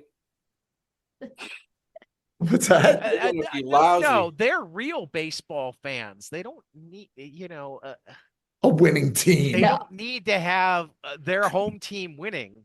They just need a game. It's true. They go to college baseball games, We which I did. love. Went to a lot of college baseball games. Right. No, we were Dodgers fans before they decided to lose their Oh, minds. well- And Well, see, you'll be jealous of what I was about to say. I got a text message the other day from one of my best friends who is a comic writer and a television writer and lives out in LA, and it was you'll never guess what meeting I'm waiting for. And I'm like, what? And he's like, they invited me to buy season tickets. And the next I got the shots from his new seats in the right field corner at Dodger Stadium. I'm like, I'm visiting this summer. it's a great place to see a game. Yeah. It beguiles I've you. gone You once. go there and it kills you. Yeah, You I've just gone wanna once. be there. I mean, I'm spoiled because I've gone to more games at Wrigley Field than any other stadium, and I still insist that there is no better place to watch a baseball game than Wrigley Field. Fenway comes close. But I am a big Dodger Stadium fan. So Yeah, I've heard Dodger Stadium is something else. can you believe that it's now the third oldest ballpark though? It's weird. It's It's weird. strange, but The it third it oldest major league it is ballpark. like it's like this. It's weirdly like it's a baseball cathedral, and it's this. I think a good capsule of, I don't know, like the Western ideal of Americana in a way. And yeah, there's something quite special about it. I'm saddened by it's a very quick baseball thing. We're saddened by the Ohtani thing. I'm just gonna flat out say it. And the amount of money that they've thrown out is the reason we loved it, having lived in Boston for 30 years. Fenway became like a museum more than a baseball park. And I'm not insulting any Red Sox fans or that, but it's a small ballpark like Wrigley. And because of that, getting a ticket is ghastly expensive. And when we got to LA, we would walk up to the ticket window the night of a game and get a $10 seat by third base. And we're like, what the hell is going on here? And you're seeing a phenomenal team. I mean, the year that we moved there, within 2 years, they were already in the World Series 3 times. And people would go, but it's, how many thousands of people? 64,000, 80,000, 70,000.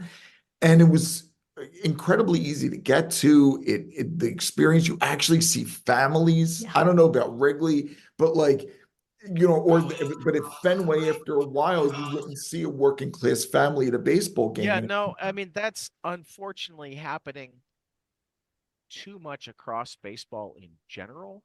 Yeah. The more so in the parks that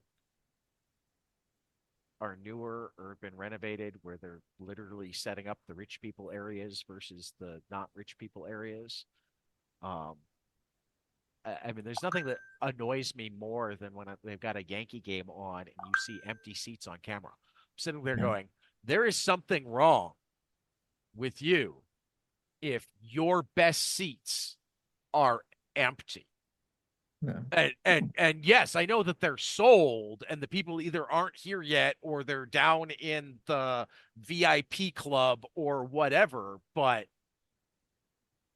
and so that is, I mean, Wrigley's getting more expensive, though they've got a tiered enough system that if you choose the right games and it's always expensive for the expensive seats, but they also go out of their way not to have empty front seats. So it's like the season ticket holders are supposed to tell them if they're not coming, and they'll either resell them or they'll release them day a game. They'll sometimes release them cheaper day a game, blah, blah, blah. Probably half the time the bleachers are relatively inexpensive. I mean, relatively inexpensive now is like 25 to 40 bucks a ticket rather than the 10 to 18 that it was when I was a kid. I think last year I actually wound up going to Milwaukee for as many games because Milwaukee still has like their entire upper deck for $6 on Monday nights. Aren't they trying to get a new stadium in Milwaukee already? They might Heard be, that. just like the White Sox are talking about wanting a new stadium. I don't think What? either one of them are going to happen. The White Sox Stadium is only what, like 20 years old? I mean, to be fair, both Texas and Atlanta have had two stadiums since the White Sox got theirs. Oh my, this is insane. What? Yes, it's called welfare for billionaires. Yeah, it doesn't make any I mean, sense. no, it makes perfect sense. I'm certain because I've studied congressional records. I've studied No, I know, but you know what I mean, though. local governmental record, and what's very clear to me is that the single biggest problem in America, the one that trumps all others, is billionaires don't have enough money. That's it. And we need to find ways to give them more tax dollars. But it's just crazy. I will say that I again, we're somewhat heartbroken on the whole die. I just have to say this: when you sign free agents and the amount of money it's getting thrown around, with Ohtani is $700 million. We've seen how the actual cost of tickets for each Dodger game have gotten exceedingly expensive in the last. Yeah, but I mean, I'm going to push back here because there's no evidence that the price of free agents affects ticket prices at all.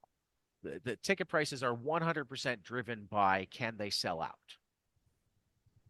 And I'll Sure. say this as a Cubs fan, because there was one year where they decided not to raise Cubs ticket prices as like a thank you to the fans. And that was going into the 2004 season. We'd been 5 outs from the World Series in 2003. Cubs tickets were still reasonably priced at that time. They decided not to increase prices as a thank you to the fans. You know what happened? The entire season sold out in 15 minutes. And that's most likely go going to a to happen. game, if you wanted to go to a game, you had to pay a ticket broker 4 times face value to go to a game. Ticket prices get driven and should be driven. I mean, I don't need there to be a secondary market on tickets. No, I know. Now, if you're not selling out your games, then you can talk about ticket prices being high. The White Sox always have too high ticket prices because they've got a loophole in their contract with the state where they don't have to pay rent if they're under a certain amount of attendance. And they want a new ballpark. Yeah. But the other thing is the way Ohtani's contract is structured, they're going to make money off of him, like make a lot of money off of him. Oh, without a doubt. It's just that, again, it's a big payroll, and they're paying that Yokohama. I cannot remember the name of the Japanese pitchers that are coming Looks over. great. Yeah, No, and they essentially have had the offseason that I wanted the Cubs to have. yeah, they went bananas. They Well, really went bananas. the Cubs were in on all 3 of their big Glass guys. now, yeah. Yeah. No, I know. In Not the to span of a digress from week, this whole baseball. they got all of the people I wanted the Cubs to get. Yeah. And I bought a Dodgers cap because I can't root against Ohtani. No, I can't do it. I think the big question is just like cohesion. And every single time, my only baseball comment is like every time you watch the Dodgers in the playoffs, you kind of feel that there's not strong cohesion and spirit in the dugout. And I don't know how much these big signings will change that. And that's been historically an issue. And, it's like 2 years ago, Dave Roberts said something of like, we just didn't want it badly enough. And yeah, I don't know. Mean, that's concerning. That's typical manager talk. I try not to read too much into the we don't want it badly enough because I have a hard time believing that with 2 major league talented teams, I don't even care which 2 major league talented teams, one of them actually wants it more. And that's what's going to make the difference. Baseball is a game of like big numbers. Statistically speaking, you take the worst team in baseball and put them up against the best team in baseball, they're going to win 30% of the time. Once you hit the playoffs, it's not the worst team in baseball against the best team in baseball. It's the best team in baseball against the second best team in baseball. So every game's pretty much a coin flip. that's the way I look at it. You got to look at it as a good season if you make the playoffs at all. I'm really frustrated at the fact that so many people are starting to not look at it as a good season unless they win the World Series. I'm like, yeah, so 29 teams have bad seasons. No, of course. And no, and the Dodgers have had over 100 wins multiple times. Right. It just gets to be a little bit hard when you have the Oh. top of your lineup in 1 year is Mookie Betts, Freddie Freeman, and Trey Turner, and they collectively go 3 for 20, like Absolutely. 45, and you're like, it's not, you think that you're But I gonna remember hit that, them and like they were scorching the ball at people. all year, but until the playoffs. And No, then in the playoffs, they still had a lot of hard line drives at people. Yeah. I mean, I still remember the first time Derek Jeter went in like an 0 for 40 slump, and everybody's like, "Oh, what's going on?" Blah blah blah. Somebody asked him, "So what are you trying? Are you going to do anything different?" He's like, "No, I've watched the video. I'm Yeah. hitting the ball hard at people. I'll get out of it when I get out of it. My biggest job is not to change anything." that's it. I mean, one of the hardest things to teach in probability is that events aren't connected to each other.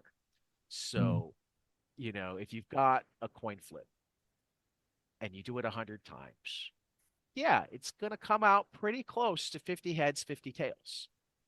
But if I tell you to fake a coin flip and I do an actual coin flip and we hand them to somebody else, decide which one is the real one and which one is the fake one, 9 times out of 10, the fake one is going to be the one that has the least number of heads or tails in a row.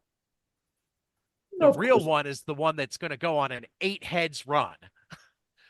But the person who's faking it won't let themselves do that because, oh, it's 50-50. I can't have 8 heads in a row. But I'll agree with what Lily says, though, in terms of cohesion. I'll say this. Even the Dodgers team that won in 2020 was a primarily homegrown team. Yeah. Most of the players like Seager and Bellinger that really contributed, they were draft picks that we cultivated, Walker Buehler. And now it's a team of guys that we brought in from outside, and you don't see it. You just don't see the love. And that's, again, statistically, we should be the greatest team in the history of mankind. I think this year you're actually going to have a lot of, I mean, what they seem to have done, because they didn't bring back they let Trey Turner walk. They let Justin Turner walk. Who's the center fielder there? James Outman. They've given more and more at bats. Gavin Lux is back this year.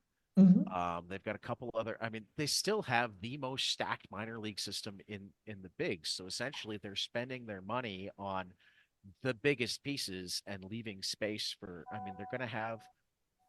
I mean, particularly because Ohtani won't pitch this year, and Clayton Kershaw isn't going to pitch more than half the season. No. They're going to have Dustin May and Mason Miller and Emerson, I forget his last name, going to have a lot of homegrown. But they're going to have a lot of homegrown around Mookie Betts and Freddie Freeman and Shohei Ohtani. And I think that makes a better team than a lot of homegrown around not Mookie Betts, Freddie Freeman, and Shohei Ohtani. I just think we did better in the playoffs in previous years with a homegrown team. And since we've been, I'll just do this last thing because we do have to go as well. I'll just say this. We have Max Muncy, who is hitting 35, 40 home runs, 100 plus RBIs. He was our first baseman. But all of a sudden, they're like, we need to get Freddie Freeman. Yeah. He was a first baseman, and he displaces Max Muncy, and Max Muncy's never been the same. Muncy plays a decent third base. Horrible third baseman. Not great. The worst third baseman in all of Major League Baseball. That's the problem with spending on free agents. Oh, we'll just shift Muncy to third. And I don't mean to disagree with you that badly. Right. But we watch 162 games. No, I get it. Terrible third baseman. And he should be at first. But they're like, we need Freddie Freeman. You don't. You got Max Muncy. How many home runs and RBIs do you need? Right. And I love Freddie Freeman, but he should have retired a Brave. That's really the cohesion thing that Lily's talking about. And I think Right. that when you get a Justin Turner, who is a damn good third baseman, And see, Although beloved in Los Angeles. Like you have uh, no idea. and you I- send him out of town for months, you can't feel the balls like half the time. and see, I went the other way. The Cubs held on to their cohesion for too long. I got to watch us twice now, because in 03 we kept hoping that Wood and Pryor would come back healthy. Sure. And then in 17, 18, 19, we kept wanting Baez and Rizzo and Schwarber to all, reproduce, so every year it was, oh, we don't have a spot to add. Oh yeah, this great guy's out there, but he's going to displace. And we never found that fire again. No, I understand that, but then you send Schwarber out of town and look what he's done. I mean, I know. it's hard. So I don't mean to get this whole Yeah. baseball thing. No, We're no, supposed no. to talk about Indy This Comics, is why we got to get you. We got to make certain that you make the baseball podcast this year. we will do that. I feel bad because we have to bust out as well, No, but this I has do been too. so I gotta much get down to the fun. city. And So, last one thing for you, Ryan, this is a program from, speaking of other, promoting other things for Color Apocalypse. It's a program of surrealist music that we went to. oh, And there, the program's intro, the third paragraph has a quote from Le Chant de Maldoror. And so I'm telling you, that book will blow your mind. yeah, your reviews definitely sold us on making sure to grab a copy to read. It's very Yeah, kiss. I don't. Now, Lang told me he had one of the other translations, like in a cheaper paperback or something, and and the translation sucked. Oh, So okay. I don't know, but this new hardback translation from Infinity Land is the shit. But that thing, I think it's sold out. So Oh my gosh. I don't know. Maybe they'll go back to press with it in a paperback, like they did with some of the early Audrey Zaz books. If they do, then that's probably the way to go. Wait for that one. All And right. Audrey's got a thing on on Lotremont in there. She wrote a 10, 20 page afterword that's really good. Awesome. We'll keep an eye out for it. Do you know who the translator was? I forget the guy's name. I'd have to look it up. It should be there. It should be there. I should have mentioned it in my review. I don't know if I did. Maybe I didn't. I might have missed it. I will reread the review. I don't know. I'll have to go back and take a look. But excellent and a good moment of cosmic synchronicity. Because I think the review came out 2 days prior, Yeah. I'm thinking, and we're at the show, and Well, I'm you like, know, it's so funny because I've had that book for like a while, huh. and I had just gotten around to reading it. I brought a copy with me down to Mexico. So I don't know. I always seem to have time to read in Mexico that's cool. more than I do here. But that's just because life there, I think, is better. Mhm. well, they do have Love universal Oaxacan food, healthcare. so that's definitely. Oh my God, you guys, the food down there, holy shit. I mean, that is the foodie capital of Mexico. And Fabulous. yeah, cuisine wise, it's probably the most, I think, interesting regional Mexican cuisine, right? Because nothing matches it. Yeah, and I found out too, English, my parents still really don't speak any Spanish, but English is only the like 6th or 7th most common language down there. It's Spanish and then a whole bunch of indigenous languages. That makes sense. Sure. Because you get up into the hills and there's people that don't know Spanish. They just speak, their native language, and that's it. So it's pretty cool down there. I always enjoy going. Very cool. I'm glad you were able to go. Yeah. I'm excited to see it someday ourselves. Yeah, I'll get back down there later this year. I try to go a couple times a year. My mom's turning 80 this year, so Maybe we'll have a little birthday for her or something. Very cool. Very lovely. All righty. And on that note, everybody enjoy the rest of your weekend. Yeah, for Yes. Ryan, for Great Lily time. and Generoso, for Emily Mayer, this has been 22 Panels, and we will see you after the next page. Hey guys, this is Tyler from 22 Panels. I'm here to tell you all about our Patreon. If you enjoy this show, please consider donating to our Patreon to keep this show going. We have many different tiers, all different levels to help you decide what's right for you. Okay, so get on out there to patreon.com/22 Panels Podcast.